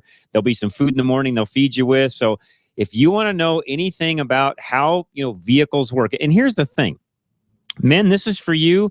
Ladies, this is for you. And if you've got new drivers, even some kids maybe that are 14 and 15 years of age that'll be driving in the very near future, bring them along, okay? There will be things there that they can learn that will help them, that will be life lessons, we call it, that they'll be able to take with them and learn, from that point forward. So there'll be some good information there. It's something Dennis is going to do on an annual basis. So come out. October is Car Care Month. So come on out, check it out, 10274 South Dransfeld Road. That's next Saturday at Extreme Auto Repair. Nick, you're up next. Yes, hi. Thank you for taking the phone call. You bet. Thanks, Nick. I have a question about, I'm thinking of getting a used pickup truck, but a small one, 4-wheel drive preferably. Okay. What would you guys recommend? Because I've been looking at Rangers, I've been looking at Tacomas, Nissan. What's good and reliable. Those are all three good choices you just named off. How much money are you wanting to spend? I'm looking around maybe $6,000 max. Well, the older Rangers, which are bringing, kind of in that price range, especially, what made me think of this is I pulled up to one yesterday that was just as clean as a whistle. I almost rolled down the window and said, man, you want to sell that thing? I mean, it was so clean. You just rarely see them that are in that good of shape. You can find them. You can find some Rangers, and they're anywhere from the $4,000 to $6,000 range. Sometimes even less than that. You can find some Rangers probably in the $2,500 range. You're just going to need to make sure that it's been checked out. You're getting everything dialed in on the front side before you purchase it, not after. Now, the other two choices you just mentioned, the Frontiers, the Tacomas, of course, Tacoma, staple in that entire truck realm. You can't go wrong buying a Toyota. The biggest thing with the Toyota is finding one that's just not beat to death for that price. Yeah, because they'll bring more money. Yeah, it's going to trouble finding a Toyota for that price. That's right. As far as mileage is concerned, again, I understand all about the same. How the car is taken care of and everything. Yeah, it really, in that case, it really is going to boil down. They're all relatively the same as far as the longevity. The Toyota, no doubt about it, the Toyota is going to be one of the higher longevity vehicles. But a Ford Ranger taken care of properly, it'll run every bit as long as a Tacoma will. The Tacoma just is the staple in that particular realm, thereby demanding the higher dollar prices on the used car market. But even look at a Chevy, the S10 truck. It's not a bad little truck. No, if you can find it, nowadays, if you can find a good clean one, nothing wrong with that. They're just getting, those and the Rangers both are just getting harder and harder to find. There's just less of them around today. I understand. Yeah. Both good vehicles. Now, here's something else for you. Are you looking for that size just because it's, easier to drive, park, and so on? Or why are you looking at that size? Because I don't think I'll be using it that much. Okay. I figure a small size would easier suit my purposes. Just keep this in mind. The larger, full size, F-150s, Dodges, Chevys, even the a four-wheel drive short wheelbase truck. So a four-wheel drive short box truck, for example, won't cost a whole lot more money in the price range you're looking at. Insurance is liable to be less money, and fuel economy will be relatively the same. Really? Yes. Good to know. Okay. And thereby not really hurting anything. And the reality is sometimes on the resale side might actually be better selling it again down the road than some of the small trucks would be, because there's a lot more people looking for the full-size trucks than there are small trucks. Well, terrific. Thank you so much. Okay. Does that help? Absolutely. All right, Nick. Appreciate the phone call very much. And again, if you're interested in anything like that at all, come out and join us next week at Extreme Auto Repair out in Parker. One line open, 303-477-5600. Randy, you're up next, sir. Yes, sir. I got a question. At work, I drive an 06 Corolla with 177,000 miles on it, and it's very reliable. It runs good all the time, except when I fill it up about twice a week, top off the tank, it's always hard to start right then. And sometimes it takes a while. I got to hold down on the gas pedal, rev the motor a little bit to get it running. What is causing that? You're stopping at the first click, not topping off? No, it shuts off automatically, and then I and you're done. And I hold the handle until it clicks one more time, and that's it. Okay. You're probably not overfilling it. So there's got to be something in the EVAP system that's causing that problem. Because if it's only when you fill the vehicle up, it's got to be related to the EVAP system. In other words, the system that recovers those gas fumes, puts them back into the system and burns them again. There's got to be something in that system, because if it only happens when you've got the cap off, filling it up, and then putting the cap back on, I can't think, Steve, of anything else that would be causing that. Well, what specifically in that system would be the primary culprit, you think? Yeah, that's a toughie.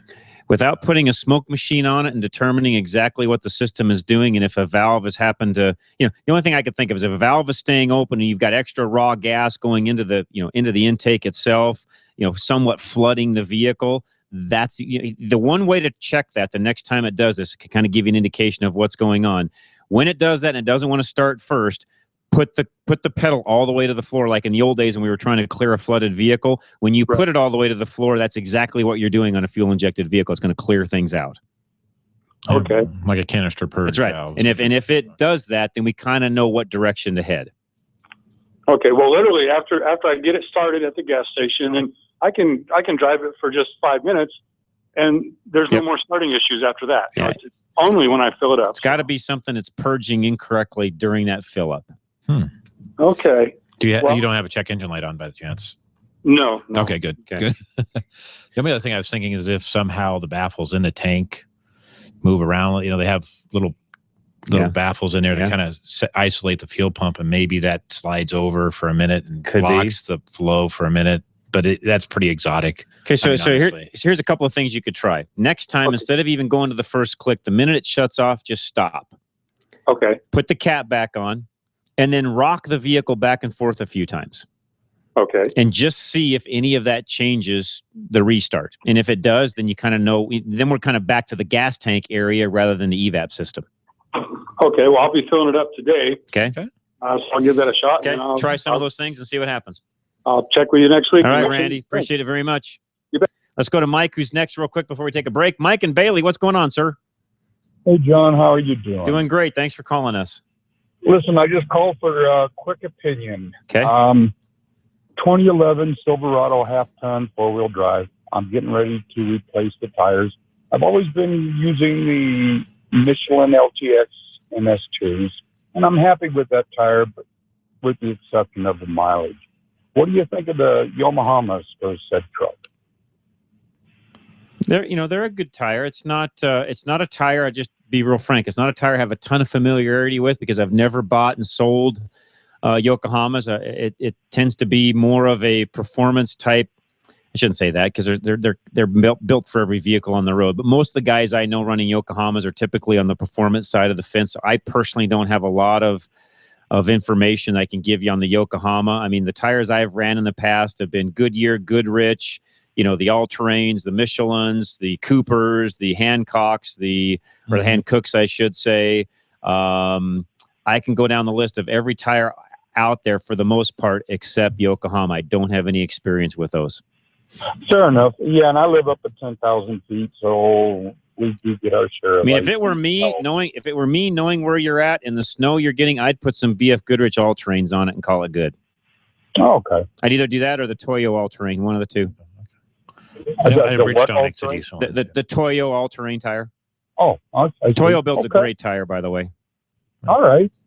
Well, either one of those, I think, just to be honest with you, not that I'd lie anyways, but I really think in the end, you won't have much mileage difference from the tires I just mentioned versus the Michelins you've been running. Because I know, because I've got some of those Michelins I've had in the fleet, and they don't get any better mileage than they get with some of the other tires I just mentioned. That was my question, because the Michelins are great tires, but I can't brag about the mileage. No, I can't either. So sorry, right. I can't. Well, I just can't. And I love Michelin, but I just can't brag about that particular tire on the trucks I'm running in the fleet. I've been running some fleet brand, Coopers and Hancooks, and be honest with you, getting just as many miles, if not more, out of those than I have in my Michelins. Excellent. And the price difference makes it way, way, way, way cheaper. And here's the other thing. Here's another tip right now for you too. BF Goodrich just did a redesign of their all-terrain tire. If you can find some of the older design tires still on the market, those are going to be at a pretty good discounted price to try to clear out for the new ones coming in. And there's nothing wrong with the old tire. Okay. Well, thank you, sir. That's all I need. All right. Appreciate the phone call very much. Let's take a quick break. Gary, don't go anywhere. We're going to be right back to talk about oil change intervals. We got a couple lines open. 303-477-5600. John Rush, Steve Horvath. We'll be right back on Drive Radio, KLZ 560. Hello, Drive Radio listeners. This is Chris Hammond with Ken's and Leslie Distributing, your local BG products distributor. Back again this week with your BG Tech Tip. This week, we're going to take a look at driveline fluids. Now, according to the owner's manual of one best-selling for 33 years running light-duty pickup truck for the current model year, the differential and transfer case fluids are good for up to 150,000 miles, unless you happen to fall into one of these conditions: driving in the mountains, towing a trailer, low-speed driving, dusty or sandy conditions, off-road operations, or any time the differential is submerged in water, whether it's frozen or not. Now, if you meet any of those conditions, the lifetime of that fluid drops by more than half, and they recommend replacing at 60,000 miles. The moral of the story is, whether you're driving in the mountains or you're driving in the city, extreme temperatures on your driveline components can rapidly reduce the additive package in the gear oils for those components. And when that happens, the fluid loses its ability to lubricate in those high shear forces in those gearboxes, thus putting those expensive driveline components at risk. So how do you solve this? We recommend that at every 30,000 miles, you have a certified technician check the condition of those fluids and advise on replacement at that time. Thanks again, Drive Radio listeners. This is Chris Hammond with BG Products. We'll be back again next week with your BG Tech Tip. At Napa Auto Parts, we've been the most trusted name in auto parts for over 80 years. Probably because we've never stopped looking for ways to make the great parts we sell even better. It's a commitment to quality you'll find in every one of our 310,000 parts. From the bacteria-killing surface on our cabin air filters, to the patented damping mechanism on our drive-align belt tensioners, to our revolutionary new Adaptive One brakes. And Napa parts are covered by a warranty that's good at any of our 6,000 Napa Auto Parts stores nationwide. Yeah, maybe you don't get this at your average auto parts store, but at Napa, we've spent the last 80 years making sure we were anything but average. To find the Napa Auto Parts store nearest you, go to NapaOnline.com. Napa, get the good stuff. With over 125 locations in Colorado, southern Wyoming, and western Nebraska, there's only one place to get the good stuff: Napa Auto Parts. Your wheel alignment can affect tire wear and fuel mileage that will cost you more for repairs and fuel. Arvada West uses state-of-the-art 3D imaging to align all four wheels of your vehicle. Be aware that irregular tire wear could also cause the need for additional alignment parts. Stop in or call us for our alignment special. Mention this ad and we'll inspect your vehicle and check your alignment starting at $69.95. Call Arvada West Auto at 303-422-1065. Stop by 11752 West 64th Avenue or visit us on the web at arvadawestautoandtruck.com. We breathe dirty air every day, and believe it or not, the air you breathe inside your vehicle can be even more polluted than the air outside. Thankfully, many of the vehicles sold today are equipped with a cabin air filter to help keep the air inside your car clean. If you are driving a car with a dirty or clogged cabin air filter, not only are you breathing dirty air, but it also puts a strain on your car's HVAC system, decreasing its performance and longevity. K&N, the inventor of washable automotive air filters, has applied its decades of high-flow, washable air filter design to cabin air filters for cars and trucks. These robust filters clean and freshen the air coming into your car's interior and are electrostatically charged to hold dust and dirt. They feature a pleated filter media that helps capture most mold, mildew, fungus, spores, bacteria, germs, pollen, and other allergens, while still allowing a high volume of airflow. They are strengthened by a custom design frame for a great fit and years of use. Best of all, K&N cabin air filters are washable and clean up easy with the K&N Refresher Cabin Air Filter Cleaning Kit. They typically only need cleaning every 12 to 15,000 miles or once a year, but you can wash them more often if you'd like, and K&N backs them up with a 10-year, 100,000-mile limited warranty. They come with easy-to-follow installation instructions so you can easily replace your old filter, usually in 5 to 10 minutes. Keep the air inside your car clean and fresh without continually burying and throwing away disposable filters. Find the K&N washable cabin air filter for your car or truck at knfilters.com. That's knfilters.com. How stressful. You hear a noise, see a fluid leak, feel something funny, a little light comes on your dash, or your car totally breaks down, and you have no idea what it means, what to do, or how to fix it. With how much we depend on our cars to go about our daily lives, you'd think they'd teach us this stuff in school. Luckily for you, you have us. At Community Auto, we're serious about what we do, and we're darn good at it. Having served Fort Collins and Northern Colorado for over 20 years, our family-owned and operated AAA-approved shop has family that extends far beyond our garage doors. At Community Auto, we put the emphasis on care, not just auto repair. Ladies, ever felt intimidated going into an auto repair shop? Scared you'll be taken advantage of? Our female staff is friendly, knowledgeable, and will thoroughly explain and educate you on what's going on with your car. You'll be in the know and in turn be taken care of. Because at Community Auto, we know that a happy car will get you far. Here are the 3 C's of high performance in less than 60 seconds. Your engine piston rings must have good compression, which makes good combustion, which saves cash at the pump. But you lose compression when piston rings clog with carbon. Today's engines use low tension rings, which clog much easier, which lowers compression, combustion, and the amount of cash in your pocket with higher fuel cost and expensive repairs. This problem can be fixed as fast as your next oil change. The best service shops use a BG product that cleans the engine and accomplishes the 3 C's in just 15 minutes. It has 3 letters, EPR, as in engine performance restoration, that cleans piston rings and restores compression, which increases and saves you. Find a shop with BG products at bgfindashop.com. That's bgfindashop.com. So, at your next oil change, remember the 3 C's. You will find more of this in your engine and this in your pocket when you clean your engine with BG.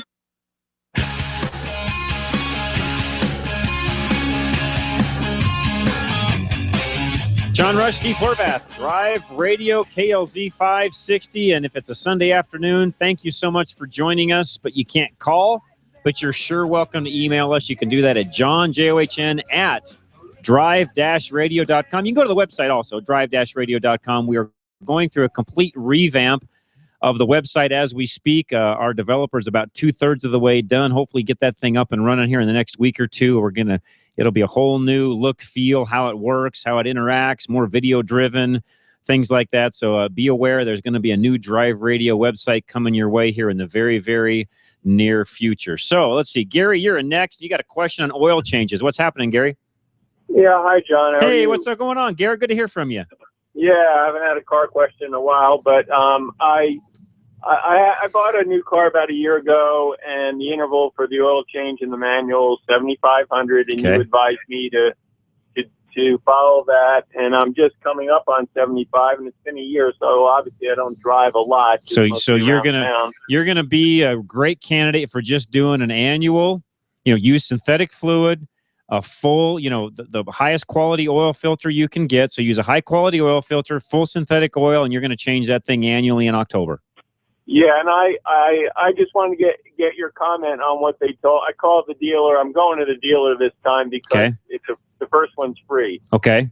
And I told him, and he goes, "Oh, you really should do it at 3,000 or 5,000." Nope. I said, "Well, why is that?" And he said, "Well, it depends on quote your driving conditions." So he started going down a list, and the 2 that he said that sort of I was surprised. He said, "Well." I described the way I drive the car, and he said, well, dusty conditions is one that qualifies you, and the other thing is you drive in a climate where it gets over 90 degrees and under 30 degrees. That's true. But you're still not and putting so- that many miles on it. You're driving a car that's a year old. You've got all the latest technology and fuel management and metallurgy and everything else. And you and a lot of other people, including some people I know very, very close. In fact, I've got relatives driving cars that I'm recommending. You don't drive enough. Once a year oil change is fine for you, and they will get by just fine, and so will you. Yeah, I kind of figured they were just looking for, obviously they have some skin in the business. Yeah, well, they want you in there. Here's the deal. They want you in their bay as much as possible because they can't sell you any other services if you're not in their bay. And so that's kind of the angle there. But your vehicle, as new as it is, you are in what they would consider severe driving conditions. But if you were not in severe driving conditions and you were actually out on the highway putting some miles on that thing, you could probably go 9,000 or 10,000 miles on an oil change in it with full synthetic, and you'd be just fine. Oh, so if you use it for more long distance, you can go a little further. That's exactly right. So you're 7,500. The book says you're fine. You can do that on an annual basis. I mean, if you wanted to step it up for some peace of mind and do every 6 months, you can. But Gary, I'm just here to tell you, you don't need to. You're just spending money you don't need to when you do that. As far as snow tires, if I get snow tires, it's a front wheel drive, should I get all 4 or just the 2 front? All 4. They claim that, especially on a front wheel drive, when it comes to the handling aspects of the vehicle, when you go to brake, how that part of the vehicle works in bad weather, you want those snow tires on all 4 corners. All right. Thanks a lot. Gary, appreciate it very much. Appreciate the phone call, and thanks so much for your faithfulness and the way you listen to us on a daily basis, Gary. I appreciate that very much. Bob, you're up next, sir. Yo. Hey, and Bob, we got about a minute left before we go to break, so if I don't get your question totally answered, I'll do it as soon as we come back, but let's at least get started. Okay, we'll get started because it's probably going to take a little while. Okay, sounds good. On a 9-0 Ford pickup. Got it. On a steering column, the ignition lock. Uh-huh. Now, it's a 5-speed, so it's on the floor. Got it. A couple of times I went to start it, the ignition went on, from the lock to on, but when I went to start, it felt a little funny. Okay. I thought, well, that's kind of strange. Well, the next time I tried it, it wouldn't start. It's like it's, just nothing. What would cause that? There's a little pot metal bar in there that breaks. That's right, a little plunger that pushes on that switch, on the starter switch, switch, and that's what keeps it from. And that breaks, and it doesn't allow it to push it all the way over to the start position. That's more than likely what's happened. That's a fairly common on the Ford trucks. Yes. So how do you repair that? Got to pull the column apart. Pull the column all apart, and Ford has that part. I don't think you can get it aftermarket at all. Wish I could, but right. So it's a nightmare because I started pulling it apart. You got to have the right tools to pull it apart. Yeah, it's a pain. Yeah. You get the right tools, it's not so bad, but you need the right tools. Yeah. Compress all right, everything. guys. Okay, appreciate it very much. With that, let's take a quick break. We're going to be right back. Scott and Aurora, you dropped your tester for the antifreeze down in the radiator. We'll help you get that solved as soon as we come back. Don't go away.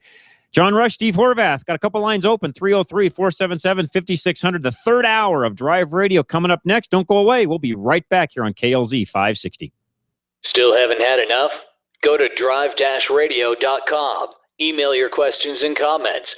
Download previous programs and find lots of useful information, including your nearest Colorado Select Auto Care Center. That's drive-radio.com. Thanks for listening to Drive Radio, sponsored by the member shops of Colorado Select Auto Care Centers on KLZ 560. Drive Radio is a presentation of Colorado Select Auto Care Centers. The independently owned and operated shops of Colorado Select hold each other accountable for the highest standards of technical expertise, honesty, and professionalism. They all understand that choosing a mechanic is risky business. So Colorado Select was created by this exclusive group of like-minded professionals who are dedicated to raising the level of consumer confidence in Colorado's auto repair industry. Schedule your next oil change at any of the Colorado Select Auto Care Centers heard on Drive Radio, and you'll immediately see the difference. For the complete list of all the member shops in the state, visit drive-radio.com.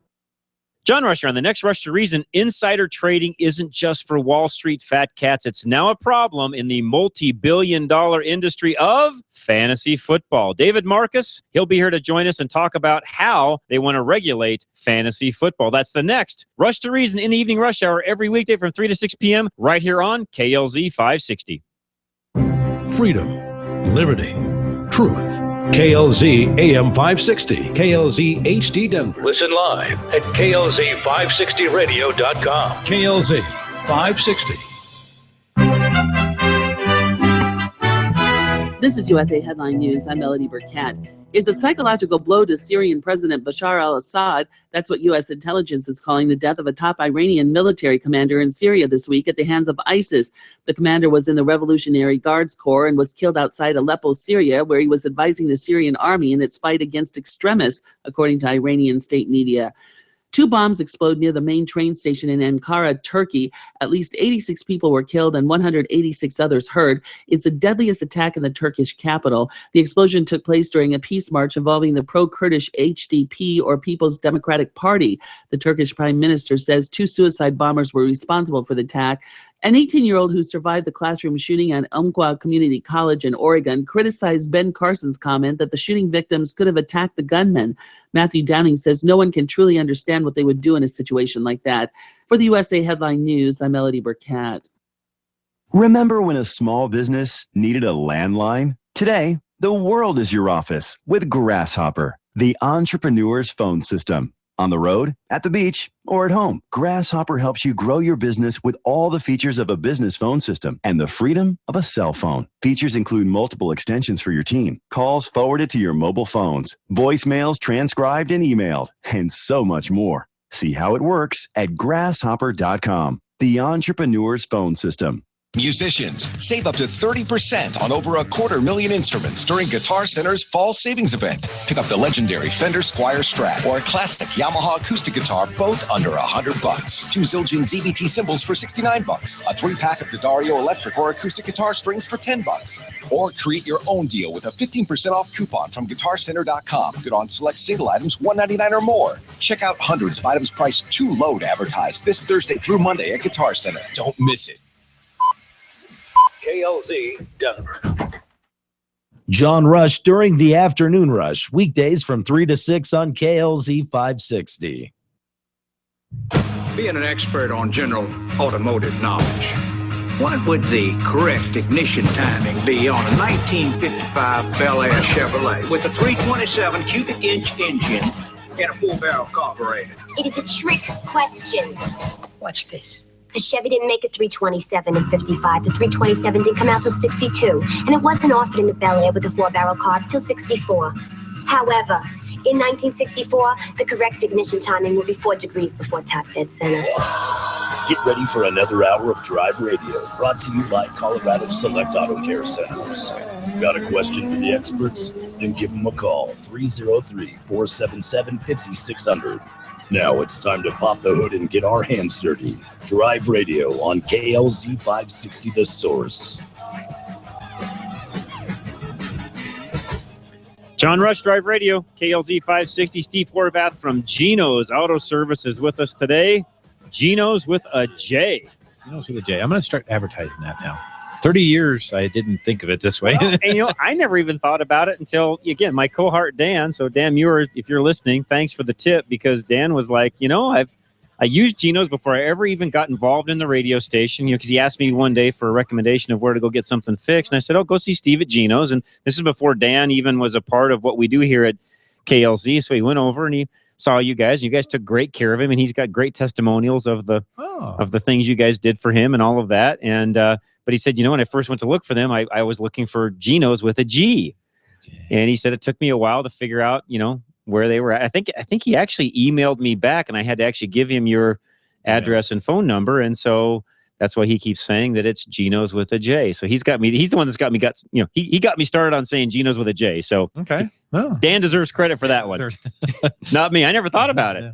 Just always known it as a J. So anyways, here we go. Scott, you're next. We got a couple lines open, 303-477-5600. What's going on, Scott? Well, yeah, thanks for taking my call. I've listened to your show quite a bit, and a couple times I called in. You guys do a great job. Thank you. I have a 1991 Mercury Cougar 3.8, and I was testing the antifreeze, and I have one of those real small testers. Got it. I dropped it into the radiator. The radiator, I can see where it hit the top, where the fins are or whatever. I can see it, the top, but I can't. It's such a small fitting, I can't get in there and it's not floating. It's actually submerged. No, well, it's not submerged. The antifreeze is down. It's parked on a slope, so there's no antifreeze. The antifreeze level's below where it's at. Oh, got it. So can you park it on a level and add some coolant or water and get it to float back up to the top and pull it out? Well, that's the next thing I'm going to try. Do you think do those things typically float? Yes. Do they? They should. Plastic, yeah. It should float. It should float, yeah. Okay. All right. And it should have a little bit of air inside of it to make it float, because it's not totally, even when you suck coolant into it and then drop it at that point, it still has air left in the bubble and such. So it should still float up. Well, but I dropped it before I sucked out antifreeze. So good. It's actually got more air in it that way then. So yeah, it should float definitely then. Okay. Yeah, it should. You should be able to just fill it up and have it float to the top, pull it out, and be good. Well, it's kind of embarrassing, but thank you. No. Hey, you would be surprised. You should see the things we've done. That's right. Being technicians, as long as Steve and I have, the things that have happened over the years, don't feel embarrassed. Yeah. All right. Well, thank you. You're very welcome, Steve. We could actually do a show on that. We could do a show on the things that we have dropped in places that you then have to go retrieve. let's just say that I'm a guy I have women hands. I've never admitted this on air before, but I have, Steve can look and see. I mean, I have very, very small hands. Well, let's just say that as a technician, that was very beneficial all those years.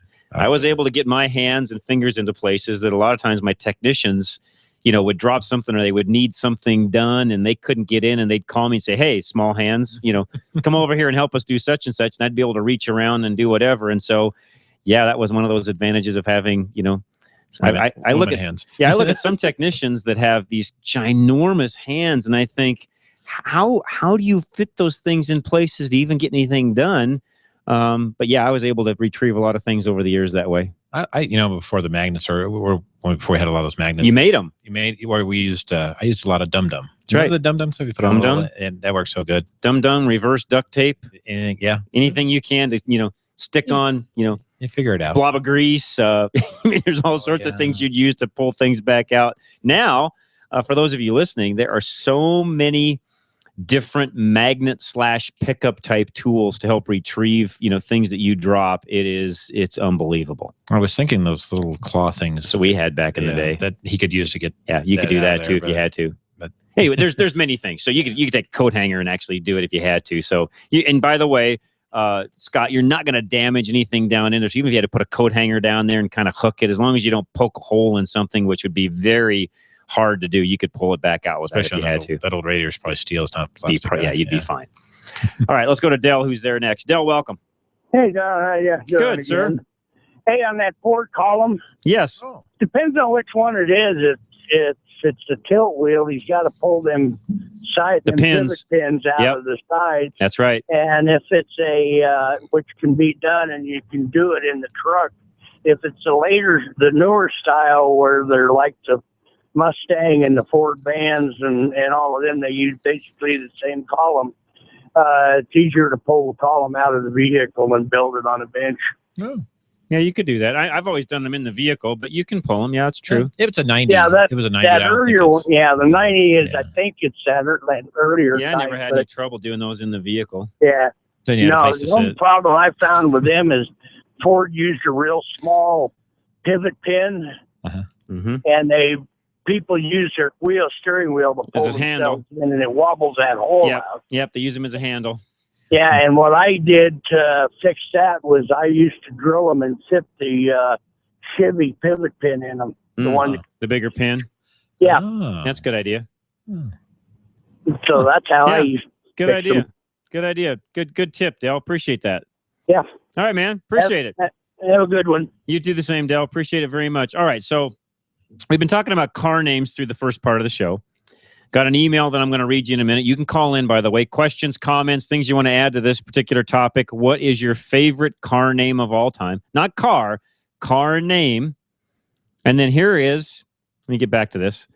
I have a car, while you're looking it up, I have a car manufacturer. I think it's great. I love the name. Go ahead. Austin Healey. I always love that name. Just sounded Austin great. Healey. They didn't have any names of cars that were like sexy, but the name itself was good. Okay, so here's cars that never had names prior to the car. Okay. And this is the most popular car ever sold, period. Camry. Camry is a made-up word. Really? It was not a word prior to that. The company that came up with names like Carina, Privia, and Yaris, not surprisingly, gets the top two on the list. Camry, as an agreeable-sounding word that Toyota initially copped to being totally made up. Upon the runway of success of the car, they later sheepishly invented the story that that sounds kind of like an angelized version of Kinmurai, which is the Japanese word for crown, but the whole word's made up. That's all bogus. Camry. Number one selling car ever. I think I talk about this in one of the reviews I did for Camry. If Camry were a car company, okay, in other words, if it was just the Camry car company, that was all they sold were Camrys, they would be in the top 10 of car manufacturers because of how many of them they've sold. Yeah, that's how many Toyota Camrys have been manufactured. So, and I did not realize Camry was the number one. Yep. Little side note there. So, next one, Celica. Toyota Celica, not a name prior, not a word prior to Toyota making it up. Camaro, we talked about. The Oldsmobile Toronado. Now, we always call it the Toronado, but it's Toronado, Toronado, Toronado. It's one of those words that sounds like it means something and looks like a typo. It's a cross between a mobile home's worst nightmare and a fancy beef dish with an extra vowel thrown in. In fact, it means absolutely nothing. Toronado. And lastly, the Mitsubishi Starion. Nope, it's not a mangled version of the word stallion. It has no meaning in any known language. Starion. So I'll read, Randy sent an email in a moment. I'll read that to you and let you know what his thoughts are. Let's go to Alan in Broomfield first. Alan, welcome. Oh, hey, guys. Just have a question for you. Got a 2010 Ford Fusion all-wheel drive, and last time I took it in for an oil change, they had mentioned that the power transfer unit was exhuming oil, or gear oil in this case. And so I've done a little bit of research on these things, and basically it's a sealed unit, and Ford claims that you never need to do maintenance on these things. And from what I've read, there really isn't any way to do maintenance on them. And wondering if you guys have any ideas, because some information I'm reading online suggests that if you don't maintain these at least 60,000 miles, you're going to end up with the unit failing and closer to 100 if you're not careful. I would want to service it. I think it's a good idea. Yeah, I would want to service it. Any idea how? Because there's no drain plug on these things. Not familiar enough with that car to give you that answer. Steve, do you know it any better than I do? No, but I could get the fluid out of there. That's least for a problem. Yeah, that would be least for a problem. We could suck that out. I was just going to say, typically speaking, most of the shops have big vacuum type devices nowadays that we didn't. By the way, that's something we didn't have 20 years ago, where you got the ability to manually power suck fluid out of different areas. Even though it's never meant to be sucked out, we can now suck it out and really, for the most part, get the majority of the fluid out and then put new fluid back into it. So, yeah, getting fluid out is never a big deal. A lot of the companies will tell you, hey, this thing never needs serviced. I think those are pretty extreme claims on their part, frankly. Yeah, it's interesting because this is the same unit that's used across all of their all-wheel drive products. So whether it be Fusion or the 4x4s, I shouldn't say not 4x4s, but like the Escapes and so on.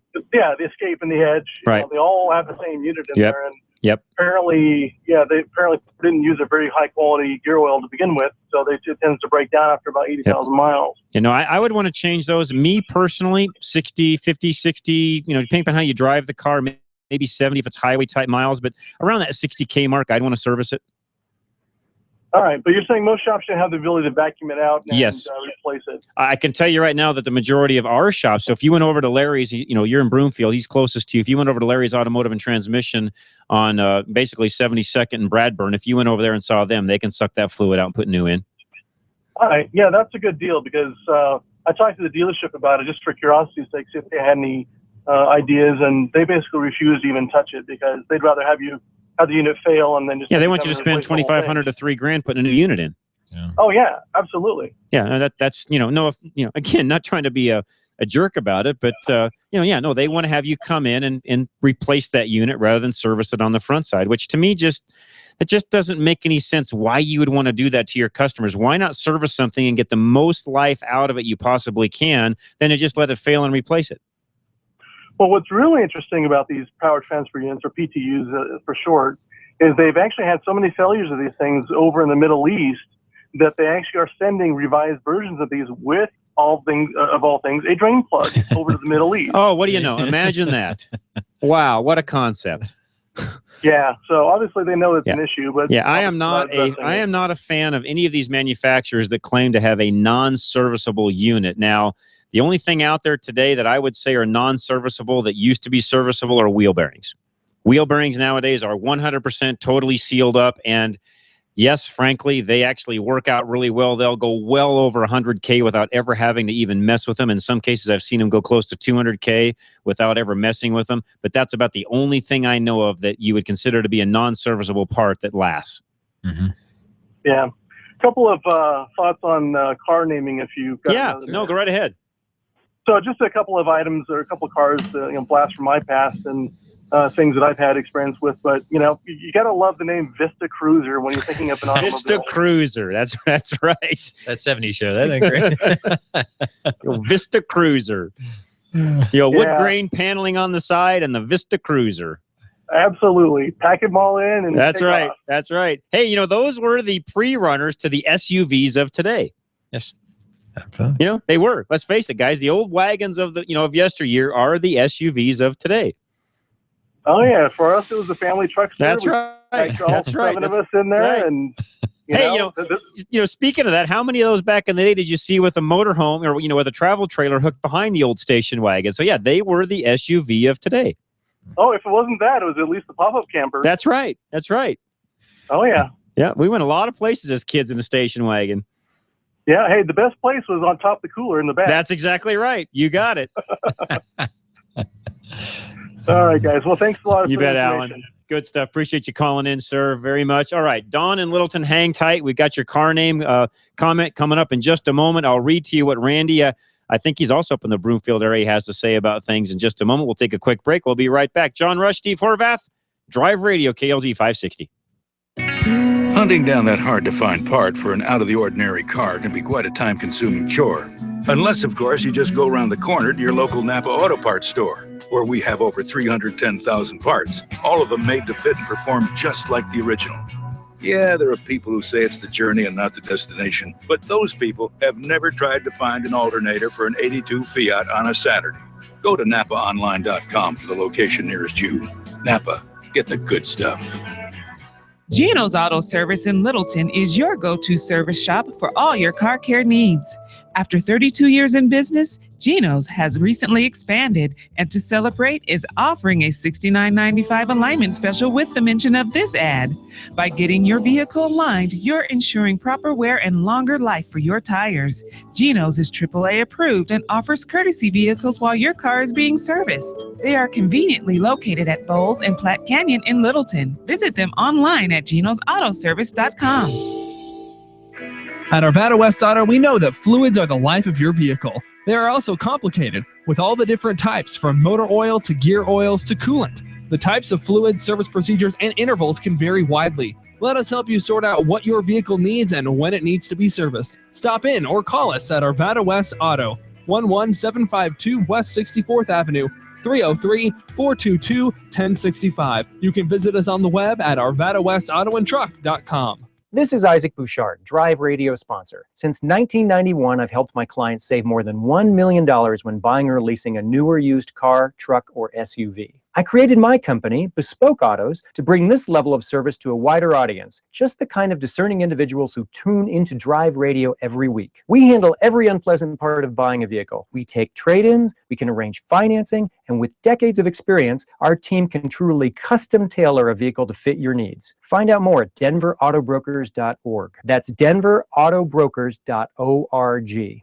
We breathe dirty air every day, and believe it or not, the air you breathe inside your vehicle can be even more polluted than the air outside. Thankfully, many of the vehicles sold today are equipped with a cabin air filter to help keep the air inside your car clean. If you are driving a car with a dirty or clogged cabin air filter, not only are you breathing dirty air, but it also puts a strain on your car's HVAC system, decreasing its performance and longevity. K&N, the inventor of washable automotive air filters, has applied its decades of high-flow, washable air filter design to cabin air filters for cars and trucks. These robust filters clean and freshen the air coming into your car's interior and are electrostatically charged to hold dust and dirt. They feature a pleated filter media that helps capture most mold, mildew, fungus, spores, bacteria, germs, pollen, and other allergens, while still allowing a high volume of airflow. They are strengthened by a custom design frame for a great fit and years of use. Best of all, K&N cabin air filters are washable and clean up easy with the K&N Refresher Cabin Air Filter Cleaning Kit. They typically only need cleaning every 12 to 15,000 miles or once a year, but you can wash them more often if you'd like, and K&N backs them up with a 10-year, 100,000-mile limited warranty. They come with easy-to-follow installation instructions so you can easily replace your old filter, usually in 5 to 10 minutes. Keep the air inside your car clean and fresh without continually burying and throwing away disposable filters. Find the K&M washable cabin air filter for your car or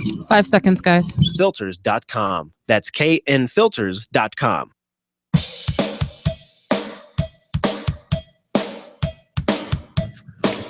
John Rush, Drive Radio, KLZ 560. Steve Horvath with me, and I learn something every week on this show.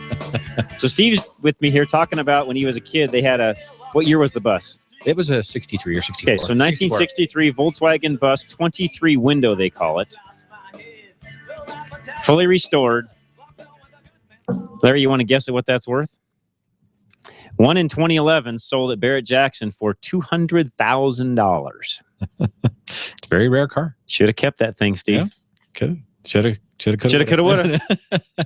But didn't. Didn't. And off it went. Oh, yeah. All those things happened. What a unique vehicle. Wow. That is unbelievable that they're bringing that kind of money. So, you know what? Now, that didn't have any unique name. No, just the bus. Just a bus. Volkswagen bus. Yeah. And so, I remember something. They talked about Volkswagen would ship those in, and they would leave the bumpers off. Oh, because of the weight or something? Well, to meet some kind of law, they had importing on trucks. And I remember hearing a story about that. Yeah. And eventually, the dealers would install the bumpers, and they were actually technically built or finished here. That way they could get by some kind of tariff or tax. It was probably the tariff they had. In the 50s, 60s. Yeah. We did. Yeah. Yeah, that's exactly probably what they did. Yeah. All right. So. One line open, 303-477-5600. Don, what's your car name? Okay. I'm a Ford guy, and I picked up a book at the library. And in 1995, I think, you can correct me if I'm wrong, but Ford started developing the Taurus. And Ford was up against the wall at that time. I mean, the Ford Taurus, they bet the farm on building the Taurus. Yes, they did. Ultimately come out successful. It's a great car. But they were trying to figure a name out for it. And the guy that was in charge of developing it, they named it after his wife's astrological sign, which is Taurus. Hear that one? Okay, that makes sense. Could very well be. Yeah, they started that in 85, actually. Well, I don't know when they come out, remember now, but I mean, Ford was up against it, and that was the one they bet the farm on. Yeah, they did. No, you're right. They did. We made a lot of money off of Taurus. Just like then, they just have recently bet the farm on the F-150. Yeah, they sure did. Yeah, so tell me if I'm wrong. I think it was his wife's astrological sign was Taurus. He couldn't figure a name, and that's how it come out. Interesting. I'll look that up. You could very well be right. That makes sense. I've had, I don't know, 3 or 4 of them, and they're great cars. Would not surprise me. They just run and run and run. Yeah. Seems like to me. Yeah. They got a bad rap back in the day because of the transmission problems some of them had, but kind of talking about the Nissan CVTs we were talking about earlier, Steve, there's a lot of companies out there that, cut their teeth on certain items that it cost them a lot and even cost them some reputation, but the industry benefited as a whole from it. And some of those that I can think of right now are GM and diesel engines. Okay. They were one of those that cut their teeth on a product that was a complete flop, but now today we've got lots of diesel engines and vehicles running around, and so they were a little bit ahead of their time at that point in time. Let me think of some of the other innovatives. Overdrive transmissions. Ford and GM both had their share of issues with overdrive transmissions in the early days.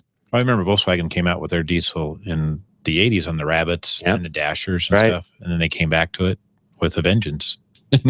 And they're for bad, and they're in trouble now. And they're in trouble again. We'll talk more about that later if we get to it. Let's see who's next. Gary in Larkspur. You're next. Gary, welcome. Good morning, gentlemen. How are we doing, sir? Doing good. I have a 92 F-250 4x, and the front end has begun to shake or shimmy. Yep. After I had the tires rotated and balanced. Makes sense. Okay. What am I missing? Now, I've had them re-rotated and balanced 3 other times, and it's still there. Yeah, once it starts, it's hard to get rid of it. You've got a problem in the front end. It typically revolves around several different things, and that's a 92 F-250. So it could be control arm. Well, there's really no control arms on that, but basically the bushings that are on the I-beam type suspension that's in that particular truck. It can be that. It can be the track arms. Those bushings get bad. You could have a tie rod that's gotten bad, or a combination of all of the above, and or ball joints. Okay, so this sounds like a thing for Extreme Auto? Mm-hmm. Yes, and they would need to go through the whole front end of that vehicle and look at it, and it's one of those things where if something is at all questionable, they need to go ahead and replace it. Okie-doke. Okay.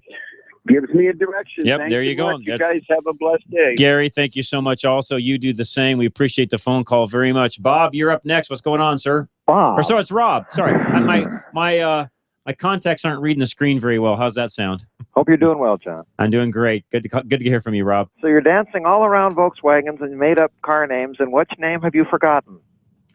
There ain't no word Vanagon in the dictionary. It's a perfect name for a minivan. It was a brilliant name, in fact. That is a says good it all point. about the vehicle. That is a good point. The old Vanagon. Well, we just talked about the bus a minute ago. It's I getting know. close. That's why I kept waiting. I thought, well, I don't have to call if they'll get it. We're Oh, getting wait, close. no. Or the Syncro. Remember the Syncro? The Syncro is a legend, and you want to talk about a valuable vehicle. I mean, think about it. Okay, time out. What was a Synchro? That The Syncro was had a similar to the Pinzgauer Unimog transmission. It was a really good fluid 4x4, equal axle loading, tremendous off-road capability. So is it a Synchro Vanagon? Is that what they called it? Yeah, four-wheel drive. Oh. And they also made it in the flatbed and the Doka and the crew cab versions for utility work. Got it. So that was kind of like the aftermath of the bus. Oh, yeah. Okay. And the Synchros were just marvelous. I mean, Got it. They're very, very valuable. Tom Hanks owns one. Oh. I mean, not only can you get off-road, but you can camp when you get at the end of it. And for a lot less than these monster Ford things they're building now for $500,000. Yeah, this was the pre-runner to all of that. Yeah, got it. Makes sense. That's actually, Gino had that as his family car. Really? The Syncro. He You're loved the kidding Syncro. me. He loved that. Well, so were they a solid vehicle? Would they really good drivetrain? They're really very, very good. The only thing that those had were, because of the water cooled, the head gaskets had issues. Okay. We went But that through. was fixed relatively early on. Yeah. So I did a lot of head gaskets on those. And Do you they do weren't bad. alignment, Steve? Yeah. Could you? I'm not really joking. Would you align a Vanagon? Oh, yeah. Under your offer, I think I may take you up on that because the mine needs tires. Oh, yeah. Yeah. That's a we'll good line time to that do one. it. Yeah, they're not. Is it a straight axle or independent in the front? The Syncro would be a little harder. It's not a Syncro, though, right? This isn't a Syncro. This is standard two-wheel drive. No, it should be easy. Those are easy. Yeah, that's not too bad. Okay, great. But that wasn't the main question. The Vanagon's tires are getting old. They're Michelin Agilis, and they're either 9 or 10 years old. They always put the dates on the back of the tire, and I have to crawl under there with a flashlight and have fun. If they're over 5 years old, you're getting questionable on whether you should run them or not. Well, they're Michelins. They're Agilis, and the vehicle's been garage, but not for the whole life. But I'm with you. I'm thinking of replacing them with good Firestone Defenders, which appears to be a very good all-weather tire with the C-Class rating. Yeah. Or those Kumho makes an all-terrain, but Kumho they get very mixed reviews on them. Yeah, and I don't. That's another tire I just don't know much about. Honest. And then of course the Nokians pulled out. They used to make a really nice C-rated WR tire, and they've quit making that. There are a few others around, but the issue I've got is the rims on that Vanagon are from an Audi 5000 Turbo, and they work just fine with those Agilis. They're for 65. I guess that's width tires. Right. Can I get away with 75s on those rims? I don't see why not. I'm not. Tubeless tires are still kind of a mystery to me. I'm still The biggest thing would be, the biggest thing on that is if you've got a tire that's a little bit narrow going on a wide tire, the hardest thing is getting them aired up. Once they get initially aired up and the beads are set, it's fine, but it's that initial set that gets tough for the guys installing them. But wider on a narrower one isn't so hard. It's not a big deal. And as long as you keep it within reason. Typically you want to be within 2 inches of each other, one way or the other when you start talking about putting tires and wheels together. That's kind of the rule of thumb. So in other words, if you have an 8-inch rim, you can run up to a 10-inch wide tire. Or if you've got an 8-inch rim, you could effectively run a 6-inch wide tire. Most guys don't go that direction, but typically 2 inches either or is kind of rule of thumb. If I may ask a question about the shop, you guys aren't mentioning some of the tire people you had earlier. Did they pull out then? Yeah, they did. Well, that's their loss. Yeah, I think so. Thank you. I agree. But I will say I bought my first set of tires off Tire Rack for the old Saturn, and they couldn't have been better. And Tire Rack's a great deal. And you can find some great deals on tires. In fact, it's one of those companies I'm doing my best to work with to see if we can't get a relationship built with, because they've got a deal where they'll even drop ship right to the shop you're going to have install them with, and or you can just go up to North easy. Stapleton where they have a huge warehouse and not pay any shipping at all. I was there, and just van after van from dealer after dealer was pulling up and loading up tires. That's exactly right. If we've got that advantage living in Denver, let's take it to the hill. I'm working hard on that one. Real good. Good idea. And I assume the Genos wouldn't object if I brought in a set of tires and they mount them for me? No, Charge no me, problem. of course. Yeah, no problem. Very No, good. Well, I don't mind. That sounds very promising. Now, you want to talk car names. Now, I mentioned Vanagon has made up one. But how about the glory days of Mopar, folks? Barracuda. Barracuda. Roadrunner. It's some great names. Charger. Yeah. I mean, those were names. Yep. And when you saw one of those beasts looming down the road, they still, even in fiction, you'll see them draw kind of just a miscellaneous muscle car. They've got that small Chrysler front grille. They always go for that look because they had some. To your point, they had some really great car names. They really did. The cars usually lived up to them. That's the other thing. Now, I have my beautiful old 70 Dart, and of course the new Dart isn't like the old Dart. Not quite the same. New Dart's still a great car. European platform, good car. Nothing wrong with it, but it's not the car of the old days. And I always felt sorry that the Dodge Avenger. First of all, what's it avenging? Avenger. Is it getting even for something? What is it getting even for? But it just never quite lived. It's a pretty good name, but the car itself never quite lived up to it. The Challenger, of course, would be challenging all the other cars on the road. Yeah, that's believable. But the Avenger, what? You cut me off? All right, sucker, now you die? Right. What? But they had some goofy names, too, like the Intrepid. So you're an Intrepid. Dodge Dynasty. Yeah. The Diplomat. And the Cordoba. The Dodge. Corinthian leather. We saw the beautiful Dodge Cordoba Demon? at the Colfax Cruise. You want to talk about something I missed? That Colfax Cruise with everybody in Denver emptying their garages. Yeah, good one. Man, I wish they'd go back to that. Good one.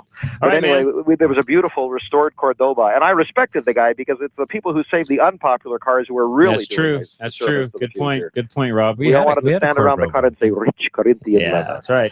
All right, Rob. Appreciate the phone call. Thanks so much. We got to take a quick break. Jerry and Jeff, hang with us. We'll be right back. Don't go away. Drive Radio's coming back. KLZ 560.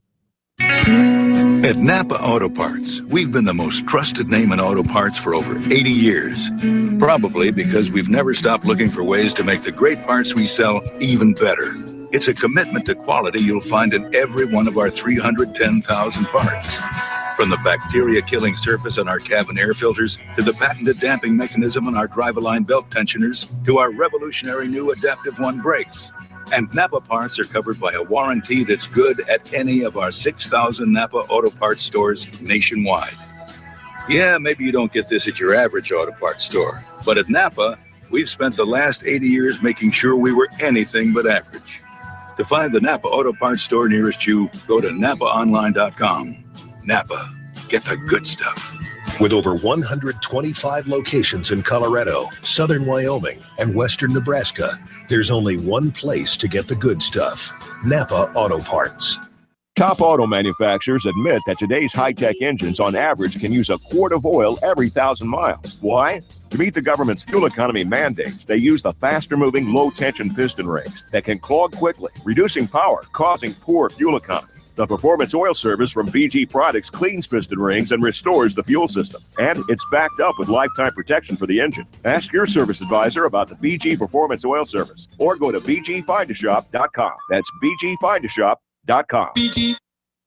This is Red Merrill for Phoenix Weaponry. Phoenix Weaponry is a weapon manufacturer that services the firearm enthusiast. From precision ARs to suppressors, Phoenix Weaponry can make your dreams come true. Phoenix Weaponry is a full-service gun shop that offers gunsmithing, coating, and modifications to your own weapon. Phoenix Weaponry, family-owned and operated right here in Colorado. If you can dream it, Phoenix Weaponry can build it. Call today, 720-340-2496. Again, that's 720-340-2496. Or visit their website, phoenixweaponry.com. Mention Sportsman of Colorado and receive 10% off your custom-built weapon. John Rush, I want to talk to you about Lone Tree Veterinarian Medical Center. Their motto: we believe that all pets deserve to have a good life. They do complete pet care services every day, all at one location. In other words, they are open every single day of the week. That includes the holidays. Their normal office hours are Monday through Friday, 7 a.m. to 8 p.m., Saturday, 8 a.m. to 5 p.m., and Sunday, 10 a.m. to 5 p.m. And last week we learned that they do grooming, okay, of cats or dogs. They will groom them. They've got a full grooming center on site. I've been there. I've seen it. Again, this is a fantastic facility with you, not only you, the customer, in mind, but also your pet, who really ultimately is their customer. They have your pet in mind. Preventative care and illness, advanced dentistry, a complete diagnostics lab, digital x-rays, ultrasounds, you name it, they've got it, including swim therapy in case your dog or cat, cats don't swim typically, but in case your dog needs some therapy, they can actually take care of that also. The phone number is 303-708-8050. Lone 5 seconds, guys. Medical Center. Be sure you tell them that John Rush from Drive Radio sent you.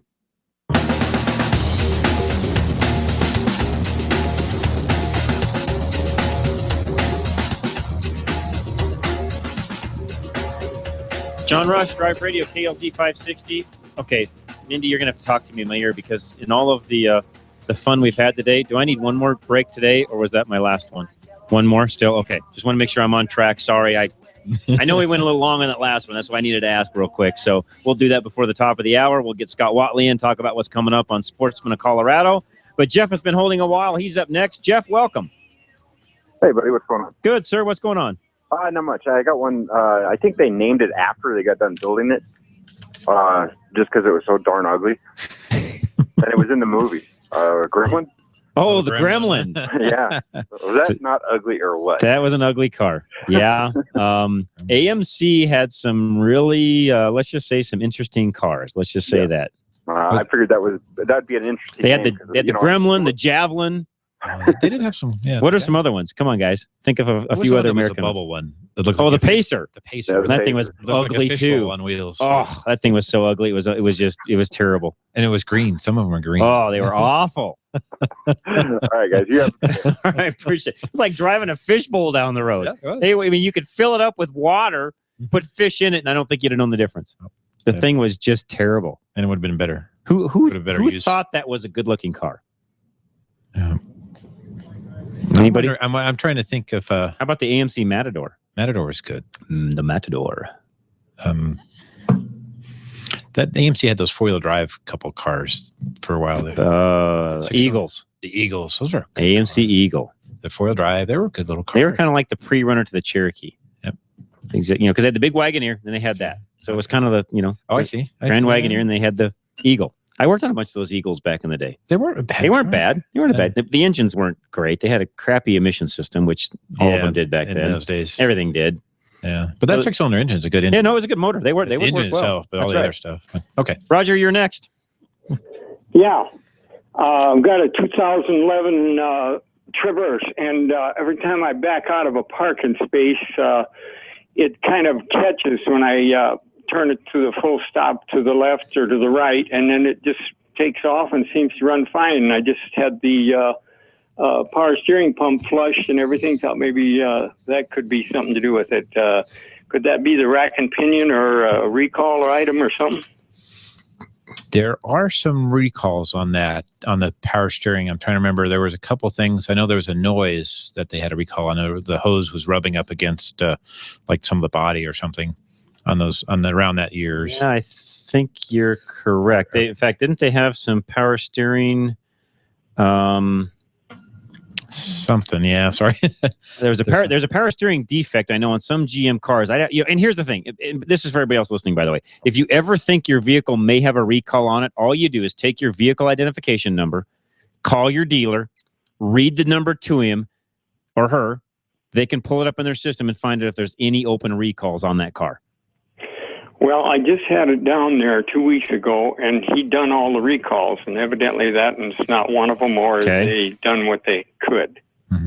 Well, and again, if you're concerned about it, just call them again and say, listen, I want to double check, make sure that there's no open recalls on my car. Will you run my vehicle identification number? And here's another tip. If you don't want to do it at that dealership, call another one and have them run it. Okay. Just for grins. I haven't been on in a while, but you might check that NAFTA website. Yes. Can you put it in there? I'm not sure if you might be able to. I've never done it that way. But actually, you can go to the National Highway Traffic Safety Administration website, and you may be able to put your VIN number in there and check it that way also. If it doesn't, it should. Okay. It would be a great consumer thing. Okay. Yeah. You don't think that would be a rack and pinion deal, do you? It could be. Yeah. I mean, I wouldn't rule it out. Let's put it that way. Well, I would almost wonder if they're low on one fluid. dealer, and he wanted to change that out. He said, we'll change that out and the power steering pump. And is he wanting to do that under a recall or a warranty, or just to charge you for it? Just charge it for it. I'd make sure that that's exactly what it is first before I did that. That's what I'm trying to do. That's why I had it flush first. And in that particular case, what part of Denver are you in, Roger? I'm in Lowry. You could take it over either to Tilden or Ken Rackley over in Aurora. Either one of those facilities could give that a better inspection for you, or another inspection, I should say, and find out what's going on. That Tilden on 6th and Peoria, I'm not far from there. Yes, you could check it out. Shop, right? You take it in there, tell them you listen to Drive Radio, and have them inspected for you. Okay, I think I'll do that. Okay, all right, Roger. Sounds great. Appreciate the phone call very much. Let's go to Don, who is next in Nevada. Don, welcome. Hi, John. How you doing? Doing great, sir. Thanks for calling us. Yeah, I like your show. I just love listening to it. Well, thank you. Got a question for you, and kind of bear with me on this. I bought some shocks from Napa to put in my car, which I've done before. And my wife, she's got Alzheimer's dementia. So I just I'm sorry to hear that, car. Thank you. Just get started on the car, and I have to come in and settle her down. So would it be an insult? I've been going to Arvada West for probably 4 or 5 years now. Would it be an insult to take the shocks in there and have them put them on, or should I just take them back to Napa? Not if you explain to them exactly what you just explained to me. They would be more than willing to help you out. Yeah, they know my situation. Yep. They're really good with me. They would be more than happy to help you out. Yeah, they give me a loaner car just so I won't have her wait with me, but Nope. they're very Awesome. good about it. I Yep. didn't want to insult them. You're not. If you give them your story, you give them the story you just gave me, they would be more than willing to help you out, Don. Yeah, I hadn't even got any bolts off. Every time I Yep. get to them, she gets kind of in a... You take it in there and tell them Situation. what's going on, and they'll help you out. Yeah, thanks. I got one more question for you. Sure. Years ago, we had a 2098 Mercury Capri, the little convertibles. Yeah. And the Miatas are about the same, and she'd been wanting one of those, but I've been seeing the other ones, like a Honda that looks like them, and other little convertibles like that. Mhm. Do you know anything about which is better, or say maybe even 8, 10 years old? If you're looking in that model year, I would probably go more the Honda, that particular direction as opposed to the small Ford. Okay, yeah, the Honda, like I think it's a 2000 or something like that, or I'm not sure what. I've seen Do you like them the body before. style they're of that Toyota Solara? Is that the Solara? Is a convertible? Mm-hmm. Yeah, that's like a full size. That's car. a little bigger. But I Yeah, don't know. this here is just a little 2-seater, very little, just for running around in. I would prefer the Honda over the Ford in that year. Okay. Yeah, the Mercury Capri was a good little car. In fact, my sister has it now. Yeah, that's one that both Steve and I are looking at her on our faces like, I don't think that's one I'd buy. No, not that one now. I wouldn't. I like the but, older Capris back in the 70s. Those were some pretty cool cars. Yeah. How about the Miata? Is that any good? Is it a Yeah, lot it's a of great car. problems? All the Miatas are great cars. I just drove the brand new car, the 2016 version, which of course is totally redone. But the Miata has a great, thing about the Miata, great cult following. That car is always resellable. If you buy it and you don't like it and you're tired of it, you can always resell that car because they just have such a great following. That'd be a great car to own. Okay, yeah. How do you fit in there, though? That was the only thing about the Miata. It seems small. They're small. I mean, I they- fit in they it are. fine, but I'm 5'10", 180, and I fit in it fine. You get bigger. My son's about 5'10", 230, and he fits in it okay. It's fine, but it's a tight squeeze. Okay, yeah. I don't want nothing new. Just something used. Miata's a around great in car. the summertime. If She you really can wants find a one of good those. used Miata, that'd be a great car to buy. Yeah. Okay. Well, thanks a lot, John. You're Appreciate very your welcome. help. Appreciate the phone call very much. Let's do this. We'll take a quick break. We got 2 calls out.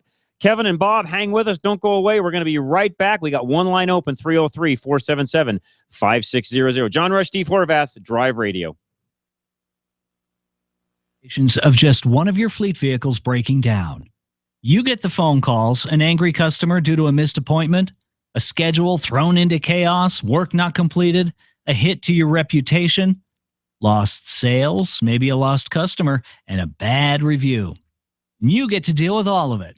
At Tilden, they know that your vehicles are your business. Without them, your reputation, your cash flow, your day, and maybe your sanity are all on the line. Tilden uses state-of-the-art software to monitor each vehicle in your fleet. They'll set up a schedule to avoid costly repairs by taking care of problems while there's still minor maintenance issues. Protect your profits, minimize downtime, and sleep better. Call Tilden today and join the many fleets, large and small, who know that the fleet is handled. That's fleet maintenance from Tilden. Call 303-797-7977. 303-797-7977. Tilden Total Car Care, helping as many people as they can, as fast as they can. Federal in Bellevue and Englewood, and 6th and Peoria in Aurora. How stressful. You hear a noise, see a fluid. Hey, Scott, can you give me a mic check real quick? Light comes on your dash, or your car totally breaks down. Perfect. Faith. To go about our daily lives, you'd think they'd teach us this stuff in school.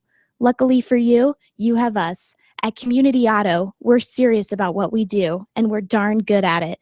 Having served Fort Collins and Northern Colorado for over 20 years, our family-owned and operated AAA-approved shop has family that extends far beyond our garage doors. At Community Auto, we put the emphasis on care, not just auto repair. Ladies, ever felt intimidated going into an auto repair shop? Scared you'll be taken advantage of? Our female staff is friendly, knowledgeable, and will thoroughly explain and educate you on what's going on with your car. You'll be in the know and in turn be taken care of. Because at Community Auto, we know that a happy car will get you far. We've all been there. You're under the hood and suddenly realize you don't have the parts you need. Or even worse, you don't know what parts you need. Well, at Napa Auto Parts, we have ASE certified parts specialists that'll make sure you find that right part. One covered by a warranty good at any one of 6,000 Napa locations. Yeah, finding the right part might not be easy, but fortunately, finding the right part store is. Go to NapaOnline.com for the location nearest you. Napa, get the good stuff. Have you ever been ripped off by an auto shop? Chances are you have at least felt like you were, and as a technician myself, I get it. So how do you know who to trust? The answer is to always choose a Colorado Select Auto Care Center. Colorado Select is a hand-picked group of independent shops who all adhere to the highest standards of customer service. They use ASE-certified master technicians who all offer at least a 3-year, 36,000-mile warranty on repairs, far exceeding most dealerships. Find a shop nearest you at coloradoselect.com. In Inglewood, trust Tilden Total Car Care, just north of Bellevue on South Federal, where life is about helping as many people as you can as fast as you can. Call 303-797-7977. Every car has a transmission, and every transmission needs servicing, but most drivers ignore their transmission. Don't fix what ain't broke, as they say. Larry's Automotive is the area's most respected transmission and driveline repair facility, and they'll tell you that most of the expensive repairs they do could easily have been avoided with regular scheduled maintenance. Maybe they were told by a mechanic that their transmission fluid was getting dark, or maybe there was a slight hesitation between gears. Whatever the case, they are now faced with expensive repairs. Larry's technicians are ATRA and ASE certified, and their warranty covers you even if you're out of town. And while there's nobody better for transmission repair than Larry's Automotive, the truth is they would have preferred to do the preventive maintenance instead. Larry's Automotive. 10 seconds, guys. Line Pros on Bradburn Boulevard in Westminster. Call 303-427-2108. 303-427-2108.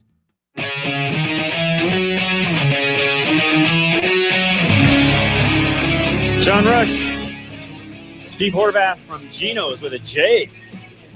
Drive Radio, and Scott Watley just walked in, and he's going to tell us about Sportsman of Colorado here in just a moment. Let's take a few phone calls as we get this last segment out of our way. Kevin, welcome. What's going on, sir? Well, a simple question for you on the Volkswagen. If it's a van again, what's it been in the meantime? Because it's a van again. Again. Well, maybe it was not a van. I don't know. And right now it's van gone. Yeah. Something, yeah. It's just one of those points to ponder. It's a van stupid again. thoughts. That's a great point. If it's a van again, what was it prior? Yeah. Good one, Kevin. Have a good one. All right, man. Take care. Let's go to Bob in Thornton. Bob, welcome. Hi, how you doing? Doing Hey, great, sir. On the Oldsmobile Toronado, and I picked this up a couple of months ago off of Mecum Auto Auction. This is my little trivia tidbit. General Motors named that after Zorro's horse. Zorro's horse. Yeah, it was named Zorro. So they named it after Zorro's horse. Yep. I think Got it. Harley Earl might have had something to do with that. But the car names that I like are the ones that have changed over the years, and I'll give you one example. No, I'll give you two examples. When I was young, that was a while ago, we called those British sports cars Jaguars, and now they've changed it to Jaguar. Jaguar. And the one that I love was, and this one, this is the French wanting to bust into the American market and take over Volkswagen. The Renault Dauphine, and now they call it a Renault. Got it.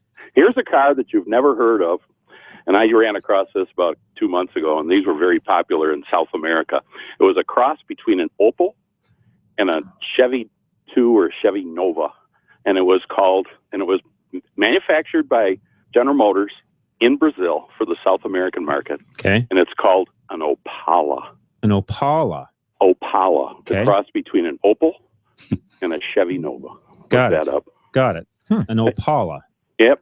Okay. Kinda naming it That's after it. one of those I'm done. Impala All right. things. Sounds good. Appreciate the phone call. Let's go to Mickey, who is next. Mickey, welcome, sir. Hi, guys. How we doing? I got pretty good. I was thinking, back in the 60s, they had a Model 97 Saab. Yes. When they showed it to the boss, got to remember this was 66, he said, "Sonnet," which means in Swedish is so neat. And the name stuck. So neat. So that's for the Saab Sonnet. Sonnet. So yeah, okay, yeah, Sonnet, And which then is on the subject of ugly- which actually was a pretty interesting car. Yes, it was. I've had a couple. Really?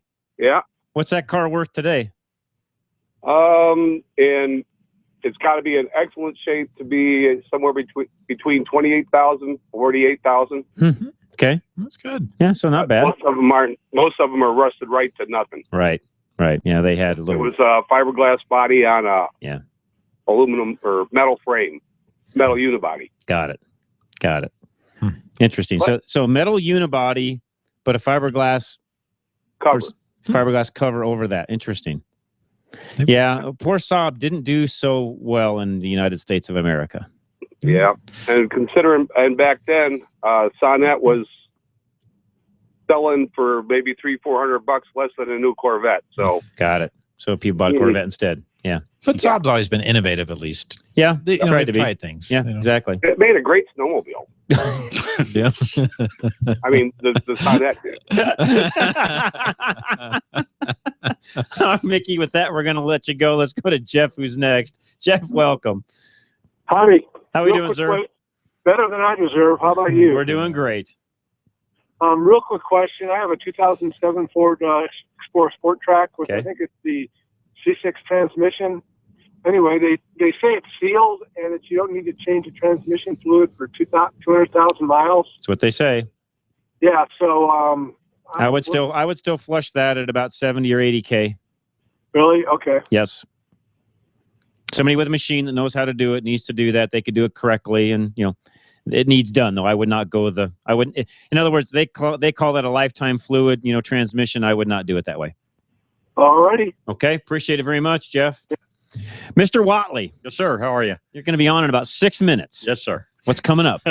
Well, today on Sportsman of Colorado, we're going to be talking a little bit about our pheasant hunt last week in Nebraska with our friends at Hunt the Racket. Okay, so, Hunt the Racket's not a tennis club. No, sir. Yeah. I was really wondering what it was, but evidently it was this little community back in the 1800s, and it was called the Racket. Okay. And it's in Llewellyn, Nebraska. Okay, that's where the name comes from. Yeah. Because it's not a tennis club. Exactly, right. I'd have to shoot, pull, boom, Maybe I keep wondering, is it did the clay pigeons fly off the racket or no? Anyways. And then I've got Ted and Nicole Arnold, and we met these folks about a year and a half ago. They ended up going to Africa, and so they're about to get their animals back from the taxidermist. So we're going to let them. And were they ones that won the trip, or did they just go on their own?